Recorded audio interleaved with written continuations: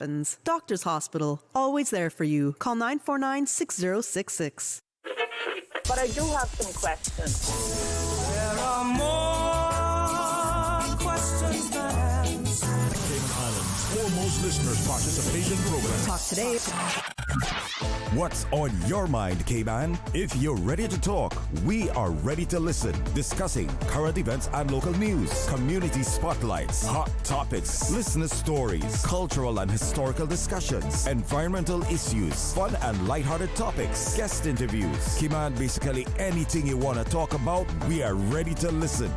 Here's your guest host, Charles Glidden. Coming up next, we hear from Baptist Health about preserving fertility during pelvic cancer treatment with radiation. And later on, it's Open Line, when we can chat about what's on your mind. Talk today, next on Radio Cayman. Stay with me. Accidents and illnesses can strike without warning.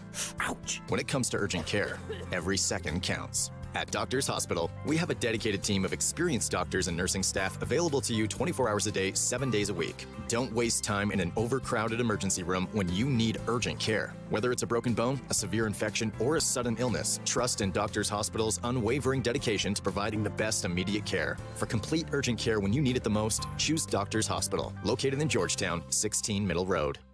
Talk Today is reminding you to avoid any statements or comments which are abusive, derogatory, malicious, or defamatory. Do not use indecent language or make any statement that is false or misleading. Call 1-800-534-8255, 949-6990, 949-8037, or WhatsApp us on 925-3261. And now, back to Talk Today. Good afternoon, and welcome to Talk Today. I'm Charles Glidden. It's a brand new week, brand new month, and guess what? Like a brand new studio. Yeah, we're back in the talk show studio. We're back online with full video and everything. If you've been missing us online because, we didn't have the video feed, well, the video feed is back online, so all of you who like to watch instead of just listen, hey, we're back on online, so you can see us on YouTube and Facebook. So if that's your favorite, go ahead and check it out. Yeah, we've been telling you about this refurbished studio because we were, in the control room and everything. Looking good in here. Yep. We even got psychedelic lights. Look, they're blue and green and red. We could, maybe do some clubbing in here. I don't know. Yes. Well, yeah, we got some nice, cool weather coming into the Cayman Islands. So today we've really turned a page. The weather's changed. The studio, the week, the month. Rough weather down on the waterfront, though. Saw some pictures of down there. You don't want some salt water getting on your car. Probably best to stay away from there. But, this is one of those occasions when we, got to break out the sweater here in Cayman, right? We got a chance to try on that nice sweater, expensive sweater that you bought when you were in the States one time. So yesterday evening, my wife went outside around about 6 o'clock. She came running back and, it's cold out there. Yeah, and this morning she's got on that expensive sweater. If you're traveling to Florida, you better take more than a sweater, though. Tampa is cold. Even Miami's cold. We're talking about 40s and 50s for the week ahead. And Tampa even expecting a couple of days of temperatures being down in the 30s. That is cold. Yep. Well, on Saturday, me and the rest of the team at the I Read for Life Center went down to do our first aid CPR and AED training at the Red Cross. And let me tell you, that CPR, not child's play. You got to have some endurance.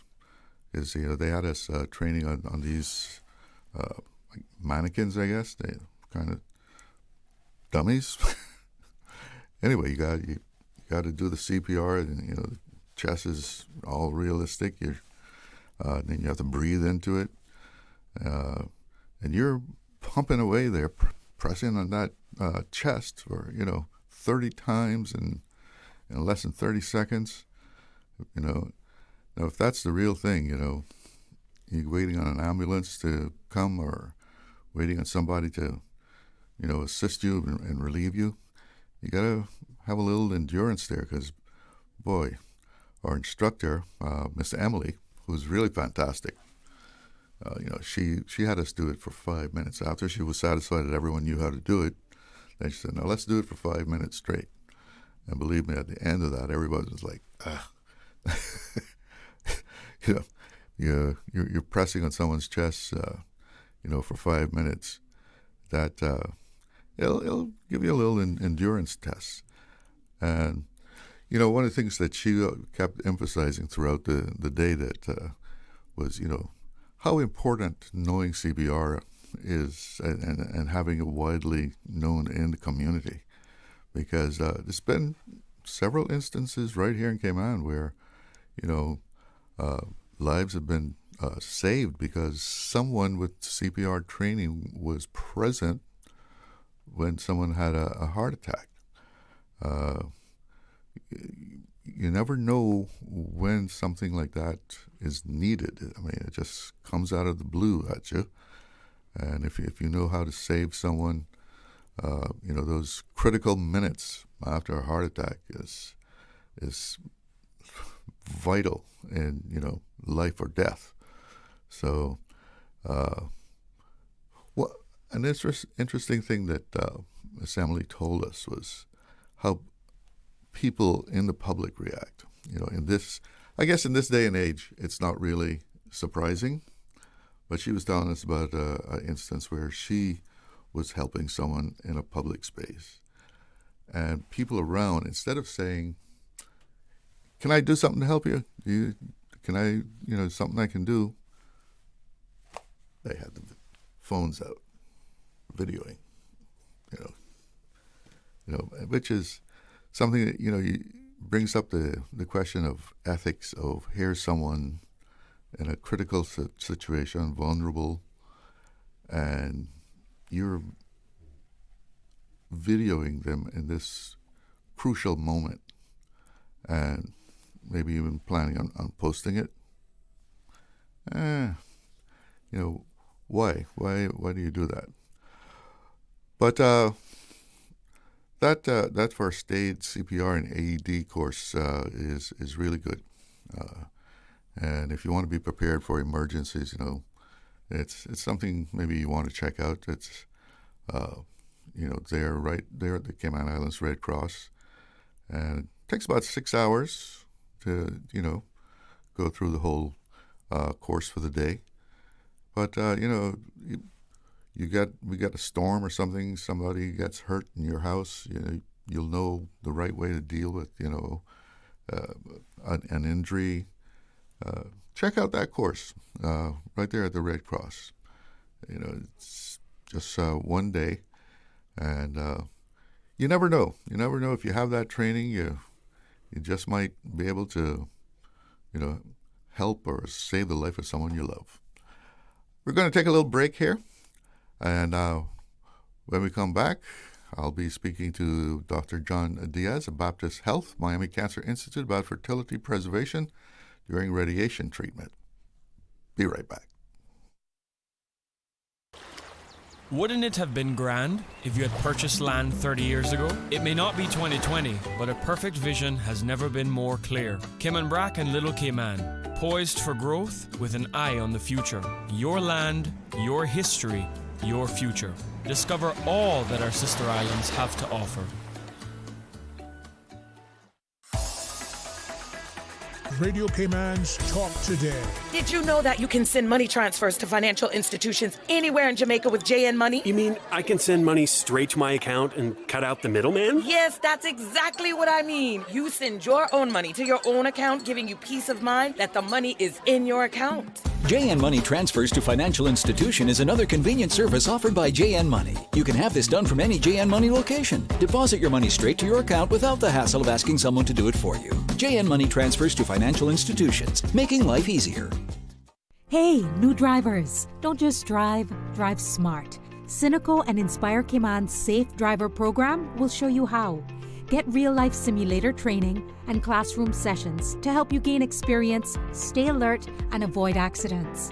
Learn to recognize risk, manage fatigue, and make smart choices behind the wheel. Certified participants may even pay less for Cynical motor insurance. Learn more and register at cynical.ky. Cynical, keeping Cayman covered. Radio Cayman's Talk Today.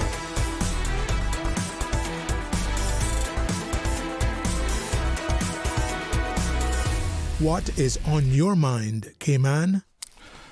Welcome back to Talk Today. In this segment, we hear from Baptist Health Miami Cancer Institute about preserving a woman's fertility while she's being treated for pelvic cancer. And we'll also hear about multidisciplinary cancer care and advanced gynecological cancer treatments. And joining me now is Dr. John Diaz, who is the chief of gynecological oncology at Baptist Health Miami Cancer Institute.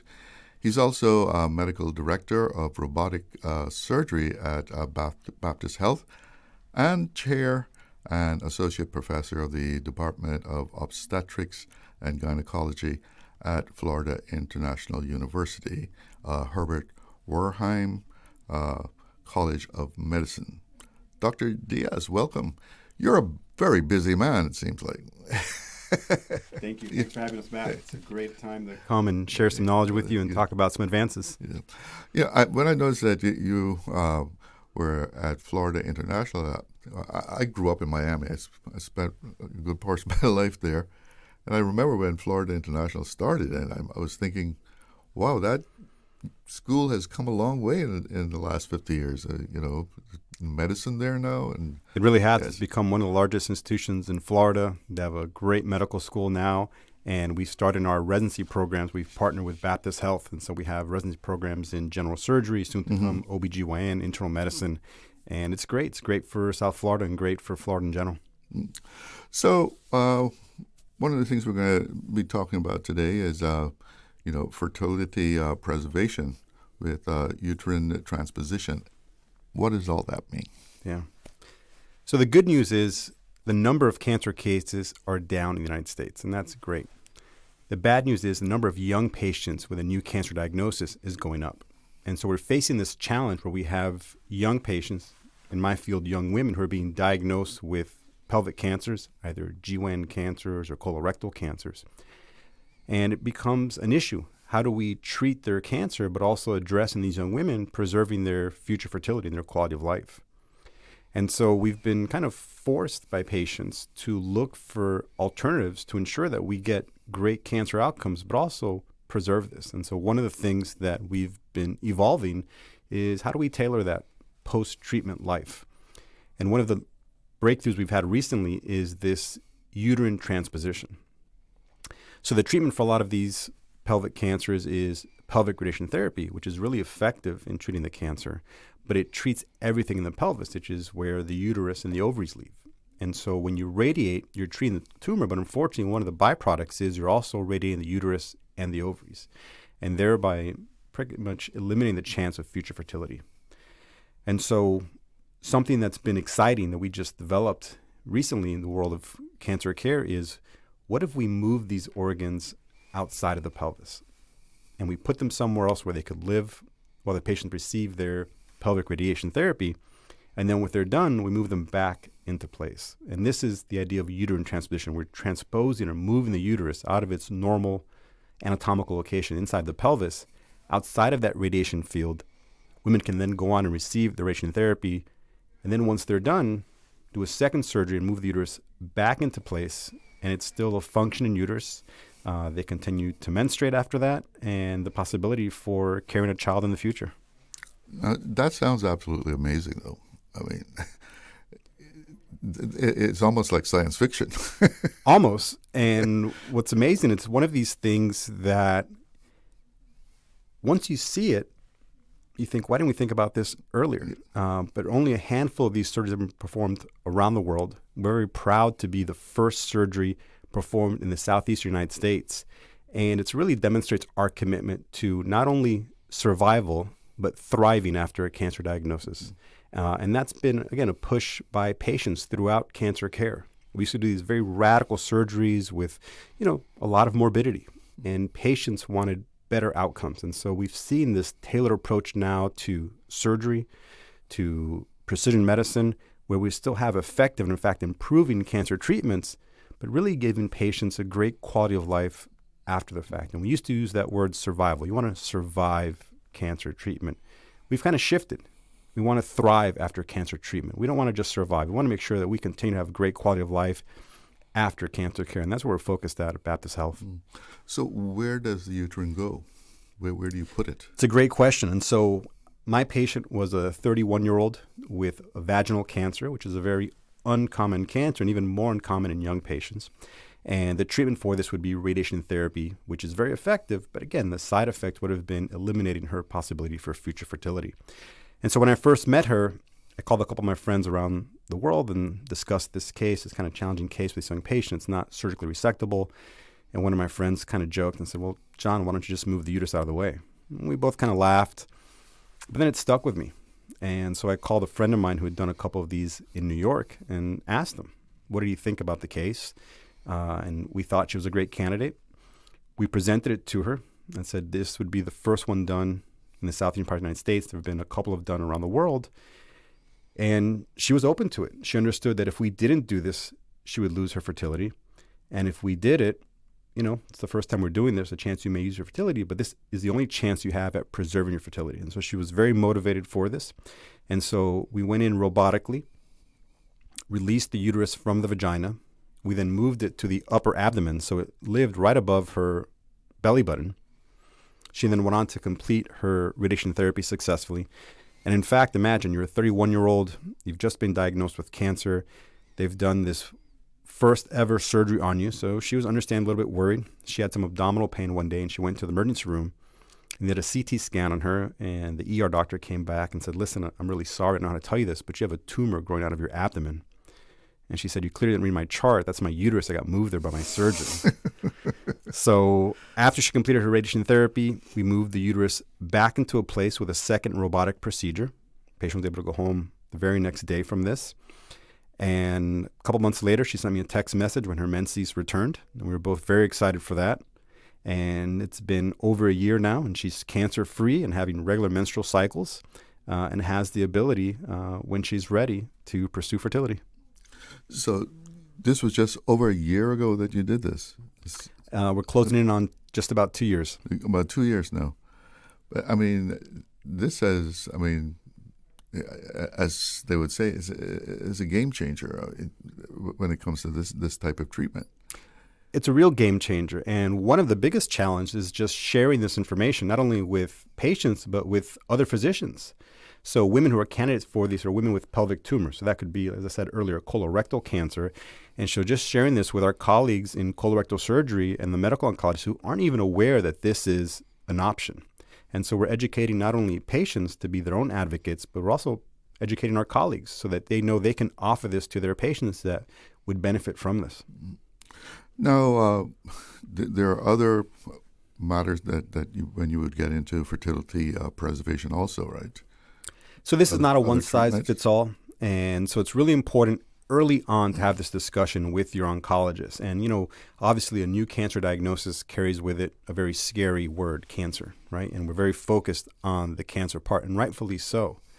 But with our young patients, we also need to be focused on what are the other things that are important to them, such as future fertility. And so things such as uterine transposition in select cases, but something even less than that, preservation of ovaries, preservation of oocytes, understand their fertility needs, and early on getting a group of doctors together to care for these patients. And so you need to involve a fertility specialist, potentially other healthcare providers if she's going to receive radiation therapy. And that's one of the things that I think we do really well at Baptist Health. It's always a multidisciplinary approach. And so you have these group of doctors who are coming together with just the patient focused, but not only focused on the cancer treatment, focused on, all right, what other impacts it's going to have in their life? What's their life going to look for after we successfully treat their cancer? And how can we meet their expectations and what their priorities are? But the earlier you can get that conversation going with your oncologist, the better, because time is a factor. And any of these preserving methods do add a little bit of time before you can start your cancer care. I noticed you said that when you were exploring this, it was thought that she was a good candidate. Is every woman able to do this, that if they have to have this treatment, or certain conditions have to be present? Yeah, it's a great question. You know, cancer care has evolved, right? Everything is now personalized and precision care. And so I think if there's a young patient who's diagnosed with a cancer diagnosis, whatever that diagnosis might be, you know, it's important to find out what's important to this patient, and then important to find out what the treatment is, how that's going to maybe impact her fertility, and what options do we have to preserve it. So sometimes it may be something simple, like maybe decreasing the impact that the treatment's going to have on her fertility. Sometimes it may be, again, involving a fertility specialist, maybe doing some oocyte or embryo harvesting before treatment for the future. And so it really needs to be tailored. But the important thing is for patients to know that these options exist, and for their oncologist to be aware of this, and to, as soon as possible in the decision-making, involve that multidisciplinary care team that can focus on not only the cancer care, but what life's going to be like after that. Now, in the almost 2 years that you did this, has this procedure picked up in frequency? Is more widespread now? So we've certainly got the word out, and I have colleagues that reach out to me all over the country. Can I look at your video? Can you walk me through it? Can you fly out here while I do these cases? And so we're starting to find and spread the word. We've done an additional patient at our institution. So obviously it's a very select group of patients, but just knowing that they have this opportunity, just starting this conversation, I think is really important. So this type of treatment is something that is really still in its early stages of development? Or? Very much so in its early stage of adoption. And to your point, as you said earlier, it's just thinking outside the box. The surgery itself isn't that hard. And any of my colleagues certainly have the skill set to do it. But it's just thinking outside that box that we can even offer this. And that's how we make these advances in cancer. It's thinking outside the traditional dogma of this is how it's always been done, and so that's how we do it. Into, all right, can we do it better? Can we do it with less side effects?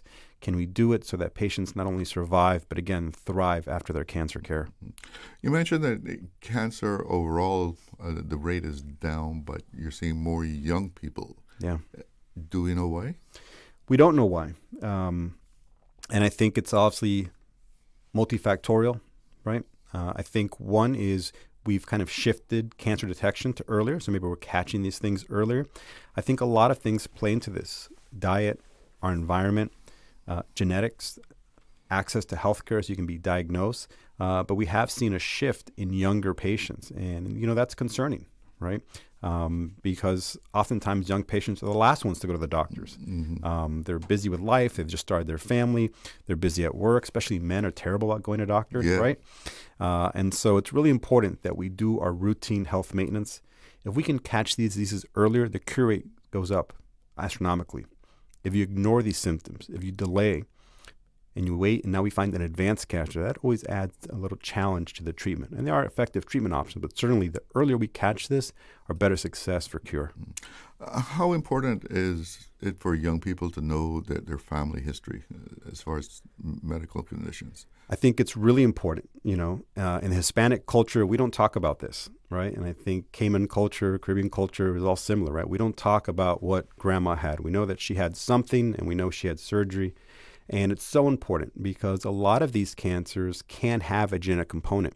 And if we can identify this genetic component, we can change the screening and, again, intervene earlier, sometimes do what's called risk-reducing surgery, so maybe remove a high-risk organ before it has a chance to develop a cancer.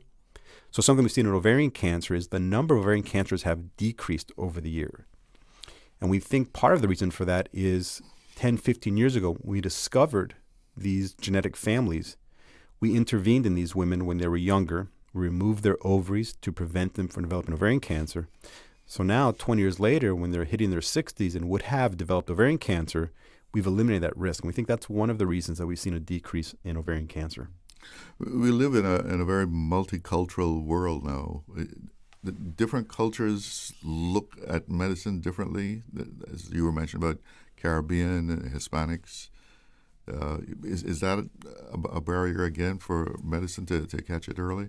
I think it's a huge barrier, right? And especially when you go into different communities. And sometimes those relationships, that trust with the physicians hasn't yet been cultivated. And so we need to go out and meet these communities where they're at, build those relationships, build trust, because it's so important. We certainly know that those communities that have a lower socioeconomic status, lower access to healthcare, do worse. And so we've built a program with Baptist Health where we go into these communities with mobile mammography so that women can get their breast cancer screening, mobile pap smears, and going into these communities and showing them that, denial isn't a good way to go about this. And if you can get your screening and get access early, your chances of a healthier life, catching diseases, and surviving them go up astronomically.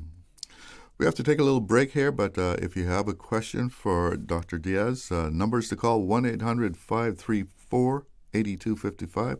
That's courtesy of Flo. You can also call on 949-8037, 949-6990, and WhatsApp 925-3261. I'll be right back.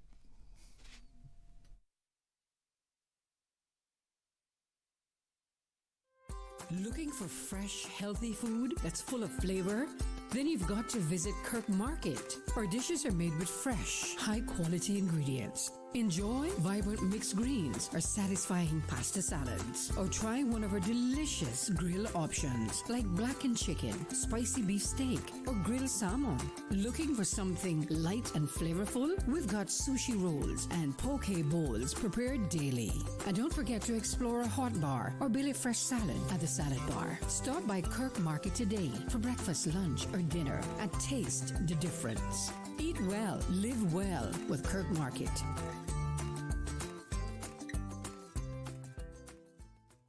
Radio Cayman, maintaining the innovation. On a daily basis, making it easy to connect with you, our listeners. Add us to WhatsApp today, 925-3261. That's 925-3261. Radio Cayman. Send a text or voice note. Message us at 925-3261 on WhatsApp today and get active with Radio Cayman. Radio Cayman, the voice of the Cayman Islands. Radio Cayman, maintaining the innovation. Radio Cayman's Talk Today.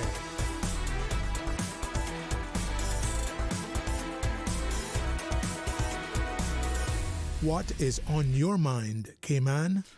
Welcome back, and I am talking to Dr. John Diaz from Baptist Health about fertility preservation and battling cancer with radiation. Now, another means of, I guess, in the same context of fertility preservation, beyond the uterine transposition, there's also egg and embryo freezing. Tell us about that option. Yeah, so for the young patients that are diagnosed with any kind of cancer, as we said earlier, you're focused on that cancer diagnosis, but it's also important to understand what are their priorities for future fertility. And early on, get the involvement of a multidisciplinary team involving a fertility specialist to understand what impact their cancer treatment may have on their future fertility and develop a strategy. And sometimes these strategies require some work to be done before the initiation of their cancer care. So it's important to get them engaged very early. So for my young patients, that very first consultation, again, we've just talked about cancer, and that can dominate the conversation, but it's also important at that first conversation to understand their priorities for future fertility, because time is of the essence, and sometimes these measures do require us to delay maybe initiation of cancer care to preserve their fertility. And the delay is something you don't want to do. You don't want to do, and that's why if you get this done early or initiated early, you can start on those measures while you're still continuing the workup for the cancer care. And so you can do things in a parallel fashion working with that multidisciplinary team. And so oocyte retrieval or embryo freezing is an option. But again, there's some steps that need to be taken before that can be done. And working in collaboration with your fertility expert can determine whether this needs to be done before treatment or if this is something that can be done after treatment. But it's important to get them on board, part of the team, as early as possible in that process. Now, tell us about the multidisciplinary team approach. So at Baptist Health, we really focus on working together with our colleagues. Cancer care shouldn't be siloed. Everyone has something they need to contribute, and everyone is focused on one particular patient. So in G1 Oncology, we collaborate with the surgeons. We collaborate with our medical oncologists. Oftentimes, we're the one giving chemotherapy. We're one of the few specialties that does that. Our radiation oncologists, our geneticists, our cancer rehab team. Some of our patients are older and they have come into cancer treatment with other medical conditions, and maybe they're not in the best shape. And so we work with our physical rehab team to get them into better shape, not only during their cancer care, but we have a robust clinical trials portfolio, and sometimes you need a certain amount of performance status. And so we want to help them maybe even actually get stronger during their cancer treatment so that if they need a clinical trial in the future, they can involve them. And so it's really this multidisciplinary approach to ensuring our patients get the best outcome. And you have this all under one roof. I can walk across the hall and talk to my colleague about my patient. It makes the communication that much easier. It makes the coordination of their care. And something we have that anchors our patients are our nurse navigation system. And so again, it can be overwhelming sometimes. You're seeing a surgeon, you're seeing a medical oncologist, you're seeing a radiation oncologist, keeping all these things straight. And so each patient is assigned a nurse navigator. And it's another member of our team that's going to help them do exactly that, navigate their cancer care and ensure that they are aware of what their appointments are, help them with any difficulties they may have, either with scheduling CT scans or whatnot, and just help them on this journey. It's another person that's going to guide them through this. The nice thing about having everything under one roof is you don't have to go too far to get to your next appointment. But still, it can be overwhelming when you have a cancer diagnosis and you're having to have this multi-care team that you need to visit with. Well, just hearing that word, I mean, the C word. Makes you want to sit down. It hits you hard anytime you hear that. Absolutely. Well, do you have to go into psychology? Are they part of this kind of team? That's a great question. And so we have a great program here with both psychologists and psychiatrists that help our patients. And we offer that to all of our patients. And sometimes it takes them a little bit to warm up to that idea. But our patients greatly benefit. They sometimes feel they're being a burden to their family and sharing their fears and their struggles. And so this provides them an outlet where they can share all that and not feel like they're burdening their care providers. Again, their families there to support them and they want to hear this. It's patients sometimes that feel they don't want to burden their family members with this. And so it's a great program. We also have a great neurodevelopment program. So chemo brain or chemo fog is a real thing. And so we have a program to help patients to do certain exercises. And just like you got to work out your muscles, you got to work out your brain. And if you can do this either during or after your chemotherapy, we've seen improvement objectively in these tasks. And so helps them with some of these deficits they could develop. Explain chemo fog a little bit for us. Yeah. So a lot of our patients will report while they're on therapy afterwards that they just feel a little bit more forgetful, or they feel they're having a little bit more difficult time concentrating. And so we help them with this, and there are different exercises and programs they can do to strengthen their brain muscle to help overcome some of the real effects that is chemo brain. Just going back to the egg and embryo freezing, do some patients have any kind of ethical problem about that? Yeah, so, there are some ethical considerations with that. And so this is something that they would decide with their fertility specialist. But again, the idea here is this is your own biological egg, your own biological embryo. If you have a partner ready that you can store that with. And we develop these, we then harvest. And while you're getting your cancer treatment, the eggs are preserved. And then in the future, when you're ready to proceed with fertility, those eggs can be implanted. And so it's your own biological child that you would then potentially carry. Obviously, there's such things as surrogates. And so some of those things do get into some ethical discussions. But again, the important thing is understanding what's the patient's priority. And if that's something they're motivated, interested in learning about, make sure that those information and decisions are made early on in their disease course so that we can, as best we can, honor their priorities. Now, you've already told us about this revolutionary method of preserving fertility. What are some of the other advances? I see in the notes here using minimal invasive surgery, targeted therapies. What are those things? Yeah, it's a great time for cancer care. We've really changed the paradigm of cancer treatment. It used to be the bigger the surgery, the better. Well, now we know that's not true. And so now we have a very tailored surgery approach. We've maximized technology through robotic platforms to make these incisions as small as possible, give us even finer control of what we're doing inside the body to ensure the best surgical outcomes, and the recovery much better for patients. Many of our patients go home the very same day after their cancer surgery. They're back to work, back to their regular life within a few weeks as compared to months. And some of our patients are able to start their second treatment, so if it's going to be chemotherapy or something like that, much earlier. We know that improves outcomes. Beyond surgery, we've moved away from traditional chemotherapies, although that's still the backbone of a lot of what we do, to these targeted therapies. Immunotherapy is something that all of my patients have kind of heard about now in the news. The idea there is we're now using our own immune system to attack these cancer cells that don't belong in our body. We have targeted therapies. So in the past, if your cancer started in the breast, it was breast cancer. If your cancer started in the lung, it was lung cancer. We're now looking at the actual genes of your particular cancer and seeing what genes are abnormal. What are the pathways that led these cells to go awry? And then we're using targeted medicines at those specific genes. And so we have, rather than treating everyone with breast cancer with these kinds of drugs, we're not treating them based on what the gene profile is for their particular cancer. And so we're getting improved outcomes, more tailored therapies, and we're seeing that translate into better outcomes for our patients. Immunotherapy? Yeah. So immunotherapy, I said earlier, the idea here now is you have these cancerous cells in your body that have kind of gone awry. Well, they shouldn't be there, and somehow they're evading your immune system. And so when we talk about immunotherapy, we're usually talking about these class of checkpoint inhibitors. And so what happens is it's two-part. One, it kind of unmasks your cells from hiding from your immune system. And the second part it does is it stimulates your immune system to attack these cells. And in some cancers, this has really been a game changer, such as melanoma, certain lung cancers, and certain GYN cancers like endometrial and cervix.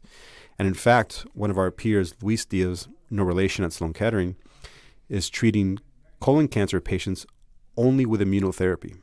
And he's had such great success that these patients aren't even requiring surgery for the treatment of their disease. Now, again, we're not there yet in all disease sites, but that's what we're moving to. We're moving to really understanding what's the driver that caused this cancer, and can we use the body's own immune system to eliminate this disease?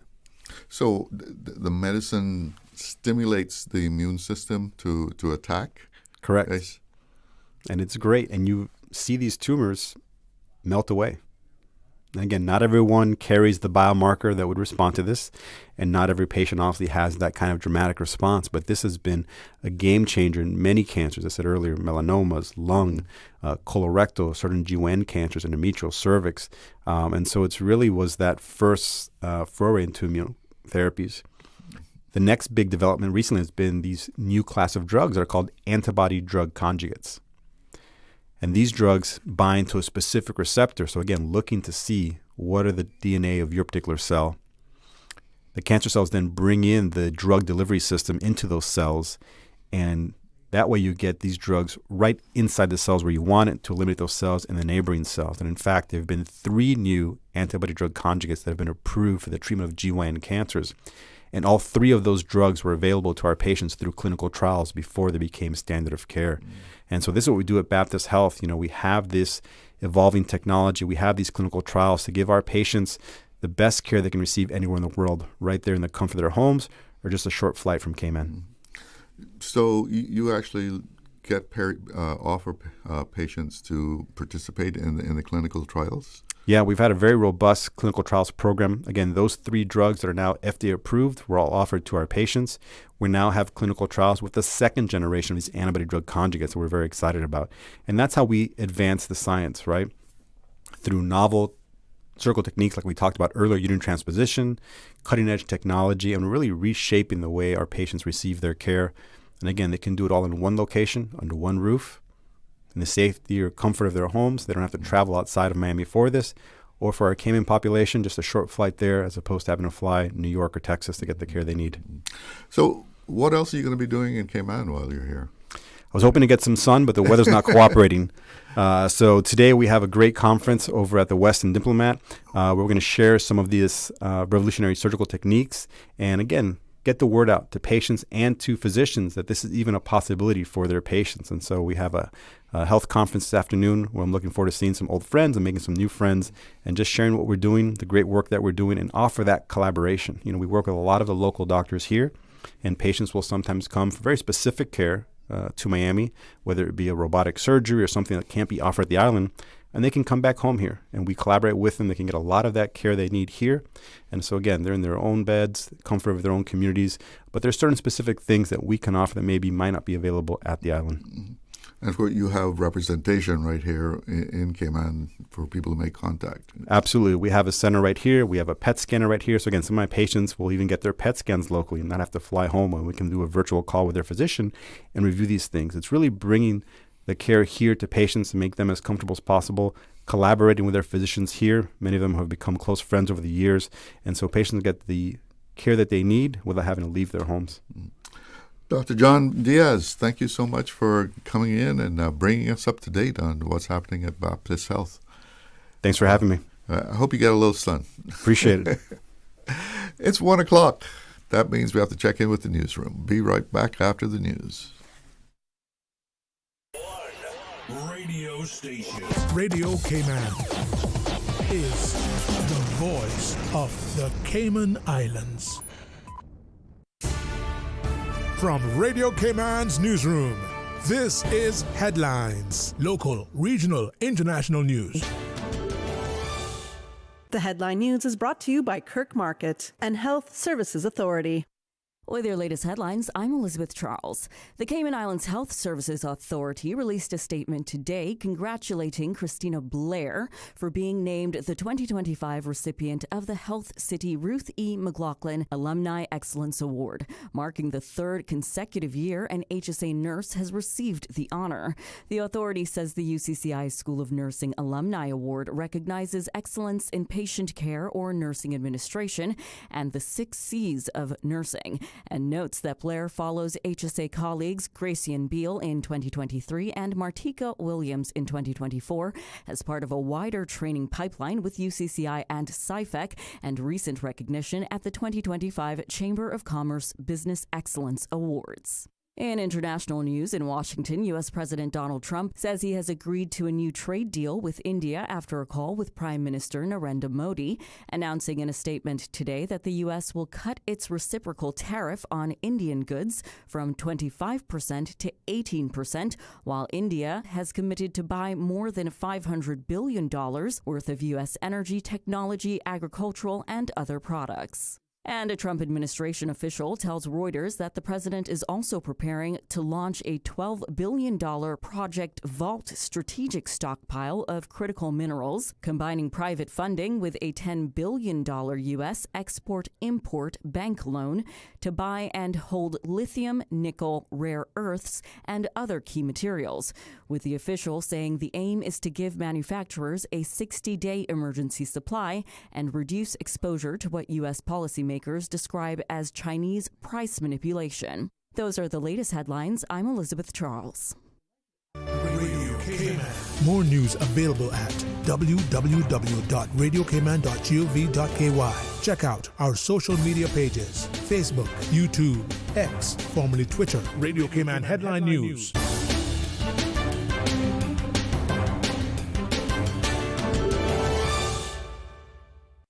At HSA, we strive to provide the highest standard of care with compassion, integrity, and dedication. And so we say thank you, Cayman, for continuing to make us the most awarded organization on island by voting us the best of Cayman Islands in 9 medical categories. Your support reminds us why we do what we do, to serve the Cayman community with kindness and excellence. To find out more about our award-winning services, visit hsa.ky. At HSA, we are committed to caring for you. Looking for fresh, healthy food that's full of flavor? Then you've got to visit Kirk Market. Our dishes are made with fresh, high-quality ingredients. Enjoy vibrant mixed greens or satisfying pasta salads. Or try one of our delicious grill options like blackened chicken, spicy beef steak, or grilled salmon. Looking for something light and flavorful? We've got sushi rolls and poke bowls prepared daily. And don't forget to explore a hot bar or Billy Fresh salad at the salad bar. Stop by Kirk Market today for breakfast, lunch, or dinner and taste the difference. Eat well, live well with Kirk Market.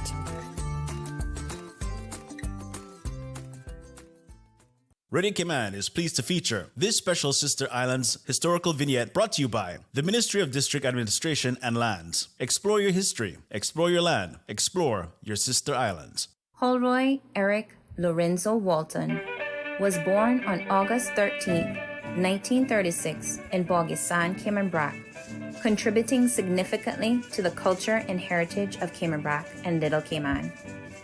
Holroy, affectionately known as Roy, was a gifted and artistic seaman whose natural talents emerged at a young age.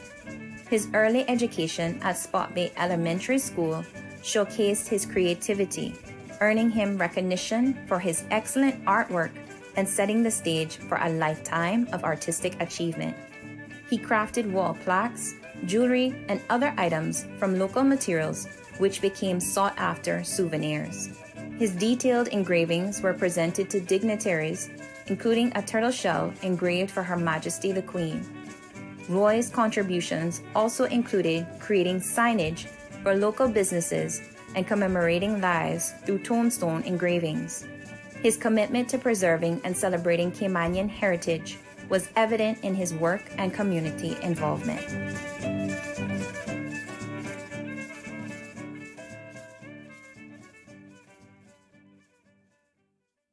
Radio Cayman is pleased to feature this special Sister Islands historical vignette brought to you by the Ministry of District Administration and Lands. Explore your history, explore your land, explore your Sister Islands.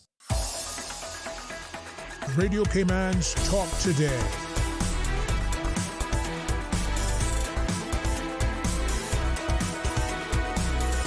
What is on your mind, Cayman? We'll find out in a minute what's on your mind.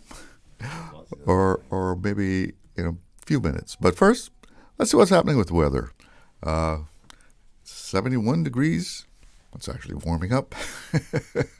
71 degrees here in Georgetown. Winds out of the north-northeast at around 16 and a half knots. And the forecast is windy. Simply, that's all they have. Windy. Yeah. And let's see, the forecast for the winds at 20 to 30 knots out of the northeast. Seas rough with wave heights running at 7 to 9 feet. A marine watch is in effect out there. Yes, we got some rough seas, so no day to be, trying to go out on the boat, right? Well, we have some guests in the studio, and the Cayman Arts Festival is in swing right now. And in the studio with me are Glenn Inanga, the man behind Cayman Arts Festival, and also Jason Gilbert, producer, and he tells me now educator. Fantastic. And we're going to hear about a couple of events that's coming up as part of the Cayman Arts Festival. Gentlemen, welcome. Nice to have you in our brand new studio here, all, fixed up and decked out. Good afternoon. Congratulations. Looks amazing, and I feel honored to be one of the first guests. Great, Stevie. So, good afternoon. It looks great, man. So tell us, where, I know we talked about Cayman Arts Festival. I think it was a few weeks ago. We had some guests on. We did. Yeah. Jamaica Youth So Chorale. where are we at now with the program? Okay, so Cayman Arts Festival, if many people remember, started in 2004. Was launched in 2004, and we would normally have events in February, and that has carried on. Used to be every other year for the first sort of 4 years or 6 years, and then it became every year after that, and now it's ballooned to lots more events right through the year, lots of different sort of group of events that we normally would have, like at the library, we have Sonora Festival. And the idea now is we have recently rebranded as K Musica, but K Musica is the umbrella for all the things that the Cayman Arts Festival used to be the umbrella for. So we've literally restructured things such that Cayman Arts Festival stays as is in February, but it's just one of the other things that we would normally have under the umbrella of K Musica. So for those of you who know Cayman Music Festival as being the series of events in February, that hasn't changed.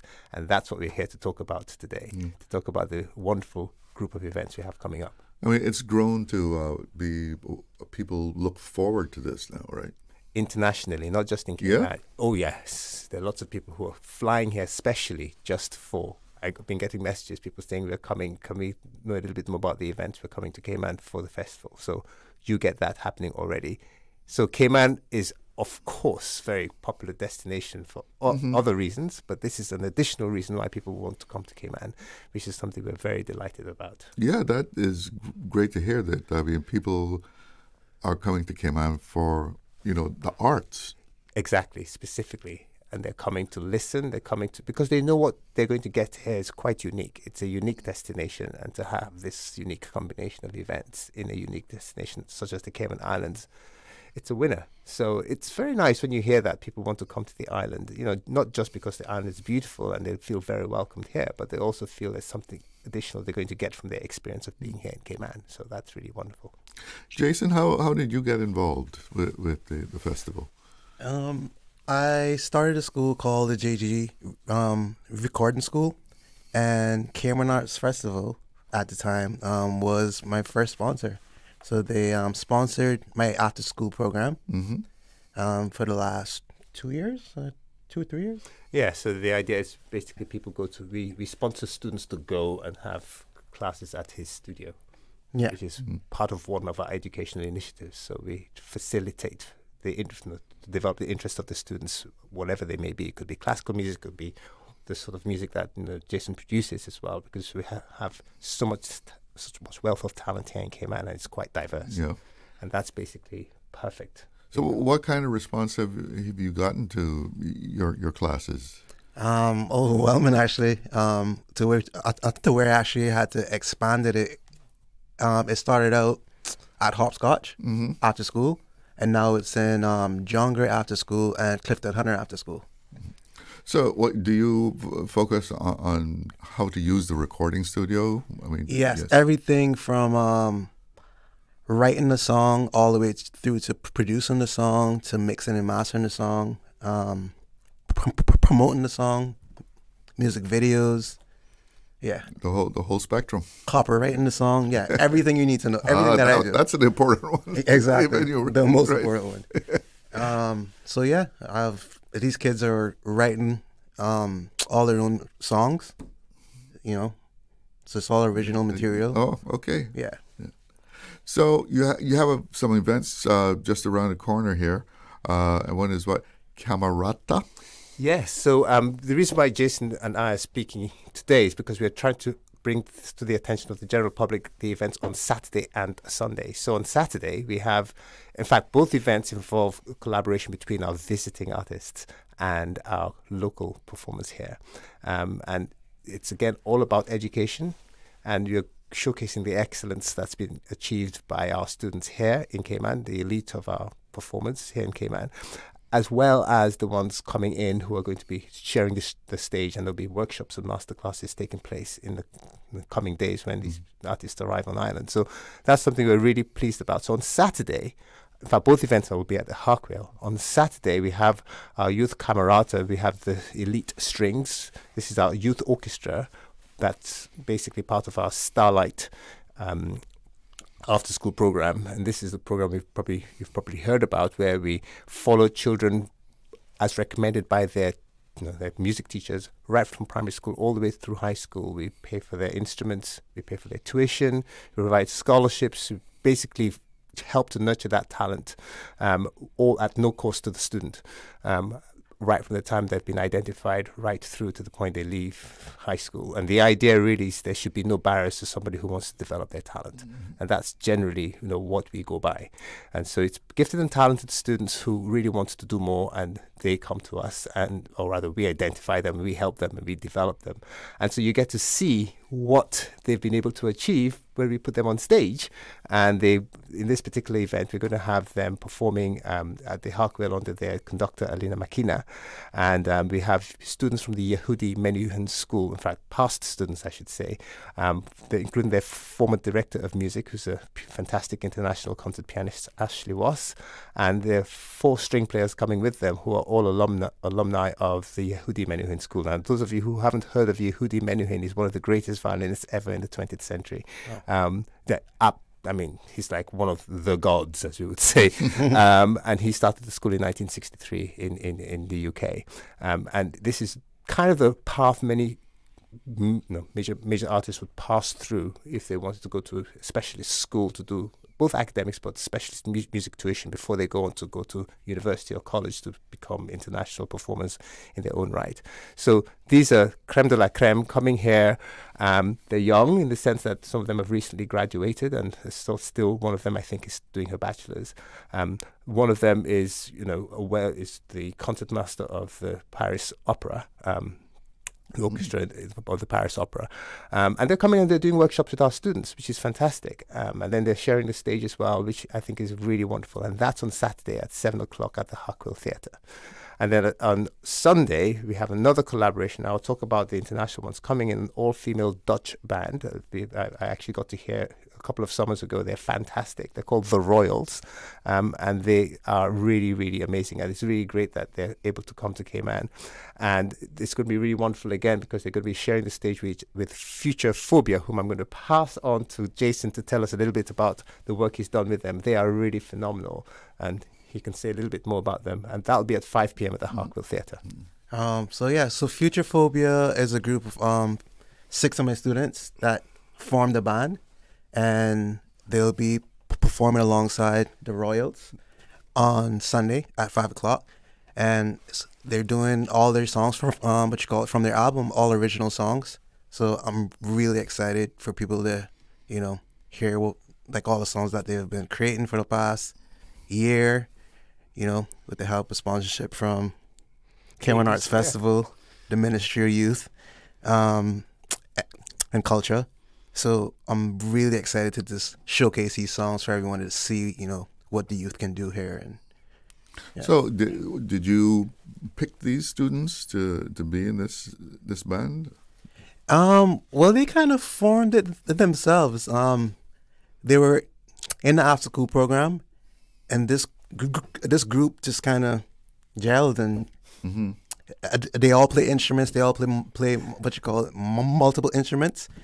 So it's exciting, man. And what kind of music are they playing? Their music is a mixture of pop, rock, Cayman kind of style, like a little bit of reggae. Yeah? Yeah. That's a real fusion. Real fusion, yeah. And so that's like It's wonderful. The Royals do rock. They do, pop as well, pop and rock more or less. But they're not doing, I don't think they're doing original music the way these guys are doing. So you're going to get a wonderful, diverse program if you come on Sunday. Yeah, man. So the Royals are doing rock music, you say? Sort of pop rock, music? pop, more popular stuff. Not so much rock, more pop. But the thing is, they're all female, which is something I found very, very attractive in the sense that, you normally will get guys getting together. It's very rare you have an all-female band of 4 girls, and they're really fantastic. Very young. I heard them when they were 11. They were that good back then. So, yeah. They started from the time they were they were actually children? performing. Yeah, they were performing together as a band at 11, and that's when I was like, wow, okay. And so they're now 13. I couldn't get them in time because there's always a lead time before you can get people like that to come over here because you already have events planned here. So this is the earliest we could get them since the time we saw them. So and they're great. They're really wonderful.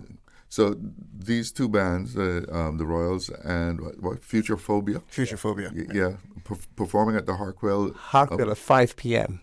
on Sunday. On Sunday. Yes, and 5 it's good. p.m. It's going to be really fun. Please Really come out, support, pack the hardcore for us. That'd be great. And I think for the kids, I mean, we're making it very, very accessible for many school children to come and attend as well. Because Will you have special prices? Or? Yes, and we're even trying to find ways in which we can invite them to come as well and pay for them to come, which would be fantastic as well. We would really want people to hear what's going on. As much as we would like to, raise funds from ticket prices to defray our expenses, at the end of the day, you're doing this for the benefit of people to hear and to be enriched by the experience. You're more about exposure. Thank you, sir. That's absolutely right. I am so driven by that. I always feel when you want to build something like this in the Cayman Islands, the more exposure people get, both the performers and the audience, the more enriched you're going to have that whole industry going. So I really feel you need to have as many partners as possible, partnerships as possible with different entities. They've all got to work together. That's why we've got this wonderful thing with CNCF and the Harkwell Theatre, whereby all our events are happening there now for the festival, and that's again our way of trying to pool our resources together to make sure that all the arts entities on the island are all working together, because that's definitely the best way to get the best result, I think, from everyone concerned. Just going back to, you were talking about how students were selected, identified by music teachers. So, but these were youngsters that someone saw something special about? That you say, they just spotted them as, that one there has something special. Yeah, you can tell. You can definitely tell. They're not just special. They've actually got the passion. I mean, Jason can attest to this. I can attest to this. I know what it was like when I was that age. I couldn't get enough of it. Yeah. I mean, we didn't even have phones then, but it didn't matter. We had video games.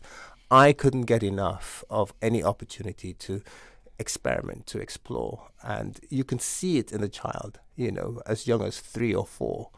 By the time they get to the primary school in year 3 and year 4, you can tell, okay, this kid is really, really, they're more interested in this than anything else, and they seem to respond to anything that you try and teach them. And people like that need the support. They may not realize it. Now, you may come from a home where your parents don't understand how it all works, etc., and they're all clued up. Study and get a real job. Exactly. But I can tell you something. I went through that. You went through that? I went through that. Yeah. And I mean, I disobeyed and won a Grammy, so it worked out. But what a Grammy! I just wanted to add, there's this particular student in the band, Omari. Oh yeah, Omari Reed. I was walking through the halls of John Gray, and I had posted flyers. And a lot of kids signed up, but he didn't sign up. So I was walking through the halls, and I heard this kid playing piano. And I mean, I got goosebumps. I turned around, and I saw this little guy behind the piano. So I went up to him. I was like, why haven't you signed up? He's not interested. I was like, please come. Since the first day he came, he's the first one there. Now, wow. Because he realized that his piano skills, like, he's writing a lot of the chords for the songs. Mm-hmm. So I told him, I was like, bro, like, writing chords is songwriting as well. You know what I mean? So he didn't understand that. Yeah. Once he understood that. Yeah, okay, I see. He thought it was about the lyrics. Yeah. He thought it was just about lyrics. Yeah. I was like, we need chord structures. That's the foundation. And this kid is brilliant. I mean, he plays trumpet as well. He's a very gifted trumpet player, but I think he's focused more on the piano. He also plays the piano, and he also plays steel pad. Drums now as well too. And they're very. Oh, is that something he's developed, those instruments, since being in the program, or he had that going before? I think a bit of both. Yeah. He's had the knack for it, but then these are just pathways for them to really take it to the next level. Yeah. You create a platform for them to really explore and develop and grow and become really fantastic artists, and then new opportunities emerge. They've got picked up by Jason Gilbert here. They can learn from all the experiences he brings to the table, which we can't give them, he can give them, and they just want to learn from somebody else who's done it before, and that there is a phenomenal resource Cayman has through Jason Gilbert, that he can actually help these youngsters who are more interested in popular music, who are interested in the music production rather than just classical music. It's a completely different thing.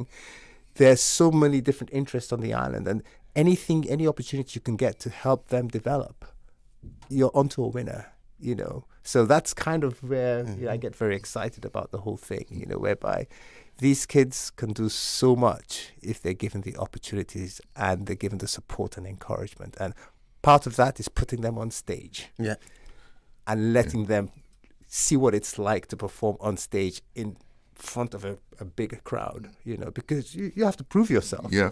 But you see a different side of them come out. It's true. You know, and that experience is part of their growing, you know. When they hear those applause, right? Unbelievable. For a child who's like 13, 14, 15, it's huge. Yeah. It sometimes can even define your destiny. So you decide, right, you know what, this is what I want to do with my life. And I'm going to do whatever it takes. And you can't stop them. Once they get on that road, on that path, you can't stop them. And they end up being the ones who go overseas. Like he won a Grammy. They go overseas and they excel. And they put Cayman on the map in a completely different way. You know, and that's something which I feel very proud of. I feel very proud of our young students, and I will always advocate for them. I think they're fantastic. I don't care what anyone else says about them. I think they're fantastic, and we have to help them reach their fullest potential. I mean, that's kind of where I come from. So just like, what was it, Omari? Omari Reed, yes. Yes. So a child, even though they may have the talent, if someone isn't there to nurture it, exactly. It might just go to waste. Yes. Because they need encouragement. Or to show them, like, so, for example, in Omari's case, he's just thinking he plays the piano. But bro, you're so much more, you know what I mean? Like, you just playing the piano and having the knack to create these chords in the way he voices the chords to make you feel a certain emotion. Yeah. That makes you a phenomenal songwriter. That's why you hear songs on the radio and you feel things from these songs. Guys like Omari. Yeah, that's right. Voicing the chords a certain way to make you feel a certain way. That's a gift. You know? To put emotion into the music, that takes something just special. Naturally. Yeah, that's it. Yeah, that's a gift. You can't teach that kind of stuff. You know, that is a gift, and that's kind of where, you know, I really believe, you know, you lead by example. You show the community what these kids can do, and once the community sees what they can do, then they come by and they support them, and that's kind of what we're about. You know, something we're very, very proud of, and the one thing we're very thankful to the Cayman community, because all this wouldn't happen if people like Radio Cayman don't invite us here to talk about it, if people don't come to the concerts, if people don't support some of the sponsors who've been there for the past 20 years. Every little bit counts. People coming to a concert and paying for a ticket, that ticket, every little bit counts, you know? So I really believe it takes a whole community to be able to get to something like this, whereby the students really feel, okay, this has value, you know, this is worth working at, this is worth developing, and who knows what they're going to do with that, you know? So yeah, I really believe you've got to empower your young people, you know, and lift them up, you know, make them feel that they can do certain things that they never even thought themselves they could do, you know? So that's kind of why we're really excited about the events coming up this weekend. Yeah. And I imagine there are other youngsters like Omari that has just grown and blossomed. I'm sure some of you, about 40 of them. Yeah. And I've seen these kids over the past year, 2 years, there's a lot of coming not even playing an instrument. And then they learn from, so for example, Omari, when I met him, he was playing trumpet, steel pan, and keys. Now he's playing drums because he's around other kids that's playing well, so they teach each other stuff. Yes, exactly. Some kids come in not playing at all, and now they're playing chords to actually write songs, or they come, I have some chords. A year ago, they weren't playing anything or weren't interested in playing it. You know what I mean? So that's fantastic to hear of you know, youngsters just developing like that. And, it is fantastic. And it's all because of exposure and the opportunity. Exposure. Yeah. So before we go, we got a few minutes here. But let's go over the program for, was it Saturday? Saturday and Sunday. We have a 2-for-1 special. You pay one ticket price, you can get admission for 2 people. I've been told to remind people of that. Yeah. And how much is that? Okay, I need to check the. I think it's $25. I think it is. You get. I need to double check, but I don't normally handle that. I normally send it to the website. I think that's what they said last time. Yeah. Okay, so, if I remember correctly. The idea behind it, you want to make it accessible. You don't want people to feel, it's going to cost X, Y, Z. Mm-hmm. You want them just to feel, because this is something that they should be aware of in terms of what's happening, amongst our students. So I say to people, come out. It's a perfect way to spend your weekend. You're going to get a completely different experience on Saturday and on Sunday. You're going to get a wonderful bit of collaboration going on between people visiting the island and people who are locally grown here as well. And you'll be amazed by what we have here in Cayman. So, Cayman Arts Festival kicks off on Thursday with, I think the event is almost sold out. That's a Jazz in Trance. And then the next 2 events after that on Saturday and Sunday, and then the following week on Thursday and Saturday, which we'll talk about next week. But for now, we just want people to be aware of the fact that Saturday and Sunday has got some exciting stuff. So information online? Yes. So you can go to www.caymanartsfestival.com and you will just see all the events basically listed there. Okay. And so Saturday at 5? Saturday at 7. At 7? Yeah, and then Sunday at 5. So let's get it straight now. Saturday at 7 we have... Camerata with Yehudi Menuhin alumni people performing. And that's basically a pianist and 4-string players coming in from Europe. And they're basically working with our youth orchestra here, and who are going to be sharing the stage with them. And they're going to be basically playing 20 minutes to about an hour of music between the two of them, between both groups. And then on Sunday we have the Royals from an all-female band from Holland, and then we've got Future Phobia, homegrown, amazing students here in Cayman, led by the legendary Jason Gilbert. Performing all original songs, by the way. Thank you very much. Can I just add? So I just want to say, because I have the opportunity, thanks to Cayman Arts Festival, thanks to the Ministry of Youth, Sports and Culture for supporting these sorts of programs, because I've seen how much it'll help these kids. Like, a lot of the songs that these kids wrote are about their true feelings and emotions, you know what I mean? So they've found a way to express these things, which is what I went through, right? So I just want to, thank the sponsors, but also I would like to encourage the public now to come and support these children, showcasing what they've worked so hard on. Because for me, it goes a far way. I remember being their age. So please just come out, support, tell people about it, buy a ticket. Thank you. Yeah. Glidden Nanga and Jason Gilbert, thank you so much. Charles, thank you so much for having us, for being such a wonderful host. Yeah. Thanks, Susan. Jason, it's good to finally meet you. I can tell my daughter I met Jason Gilbert today. Interviewed him. Thank you, man. All right. Thank you so much. Hope you have great success. Okay, man. Okay. Yes, time now to take a break. I'll be right back.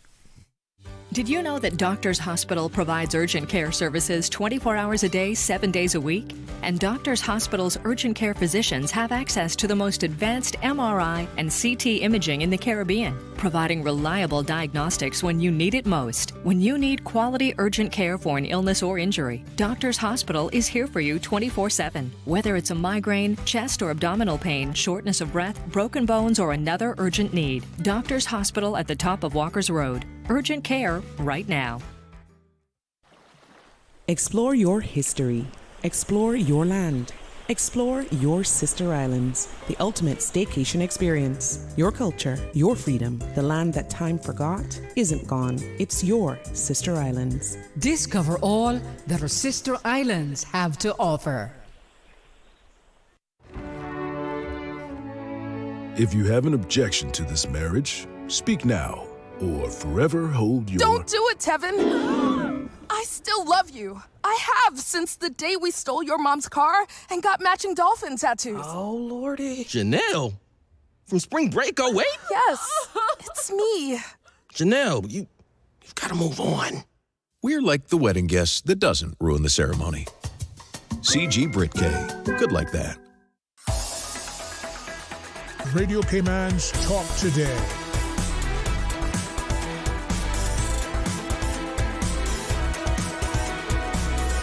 What is on your mind, Cayman?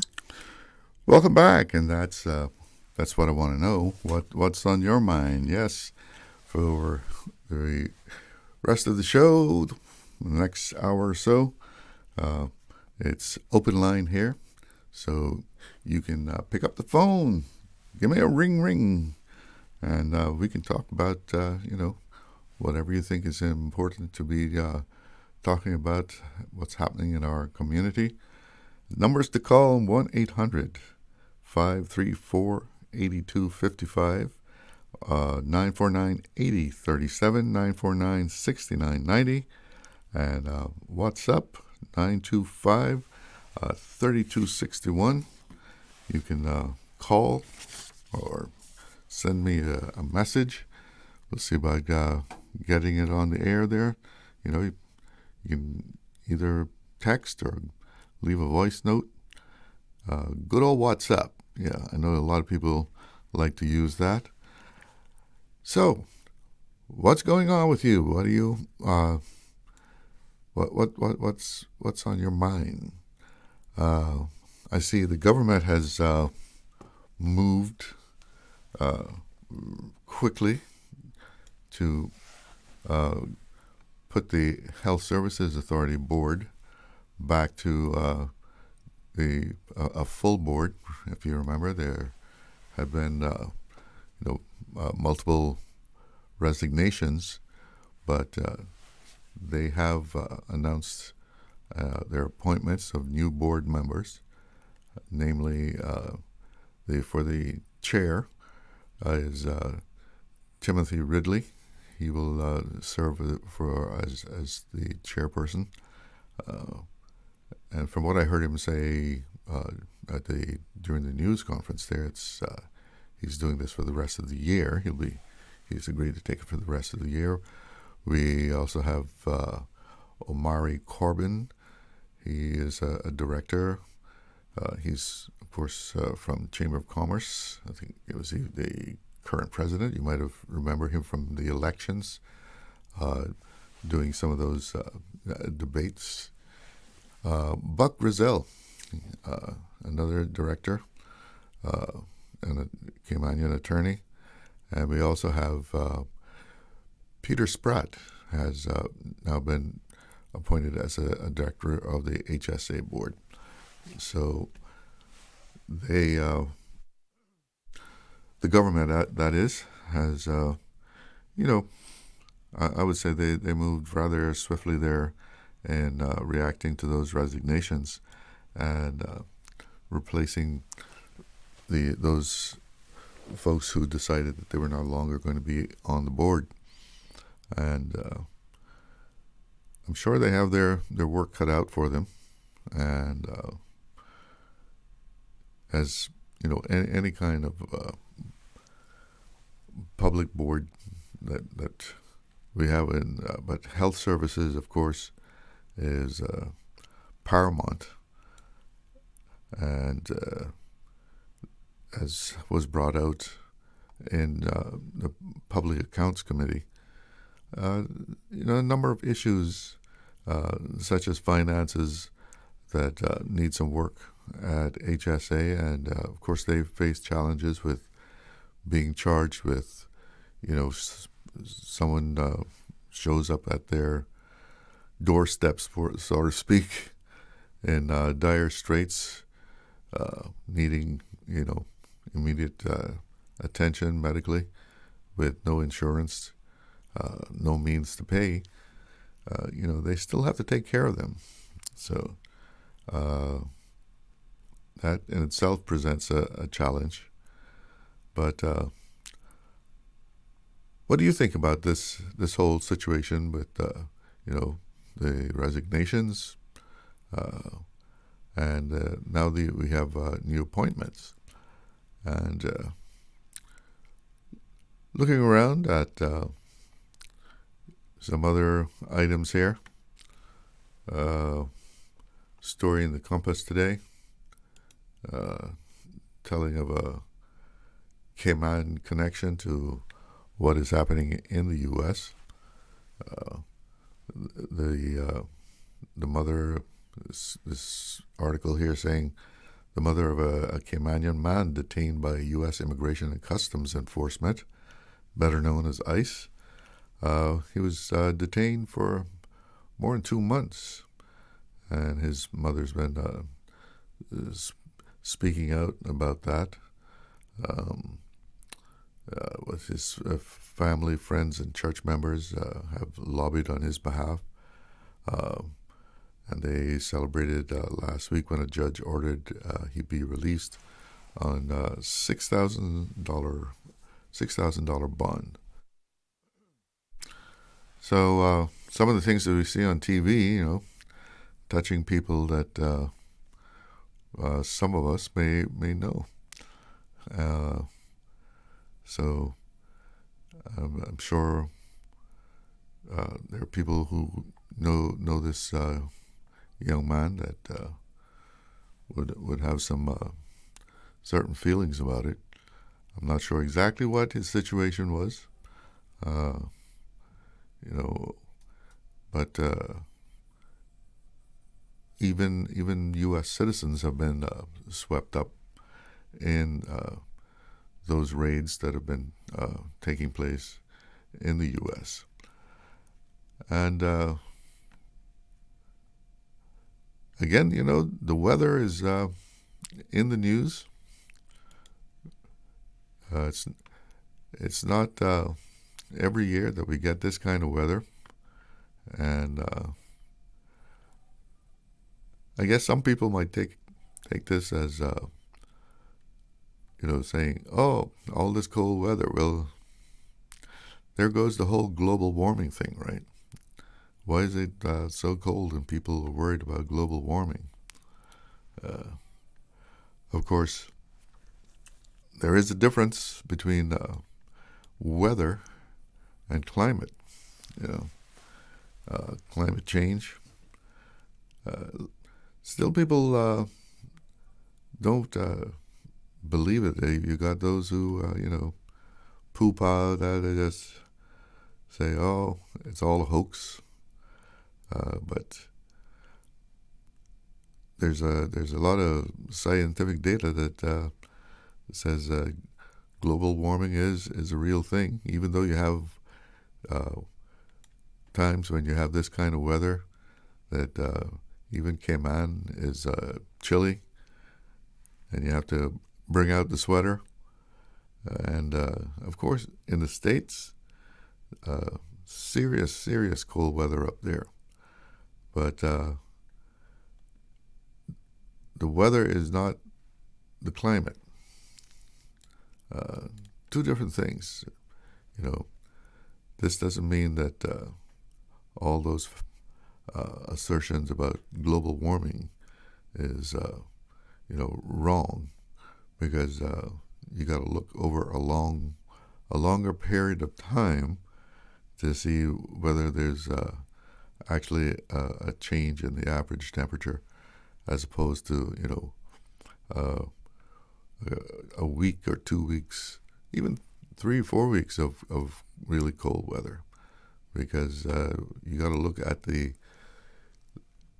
overall picture, big picture, rather than just a snapshot in time that you get a cold front coming down that is very powerful. But certainly this is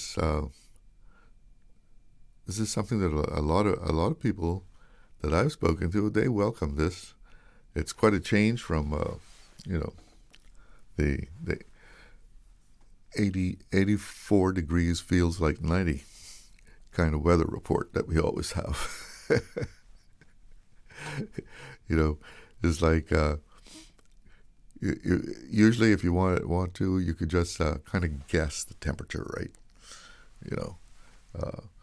Yes, it's 84, but it feels like 90. That's you just step outside, take a short walk, and you're sweating because the humidity is probably like 76%, right? So mugginess and heat, something that we're kind of used to, but you're used to it, but it doesn't necessarily feel good either, because you just do one or two things outside. You exert yourself a little bit, and you're sweating, right? So this has been a real good change of pace for us, and I guess we're going to be having a little bit more of it too. This cold spell has really been extended, and it goes from the Caribbean right up into the U.S. So out on the waterfront,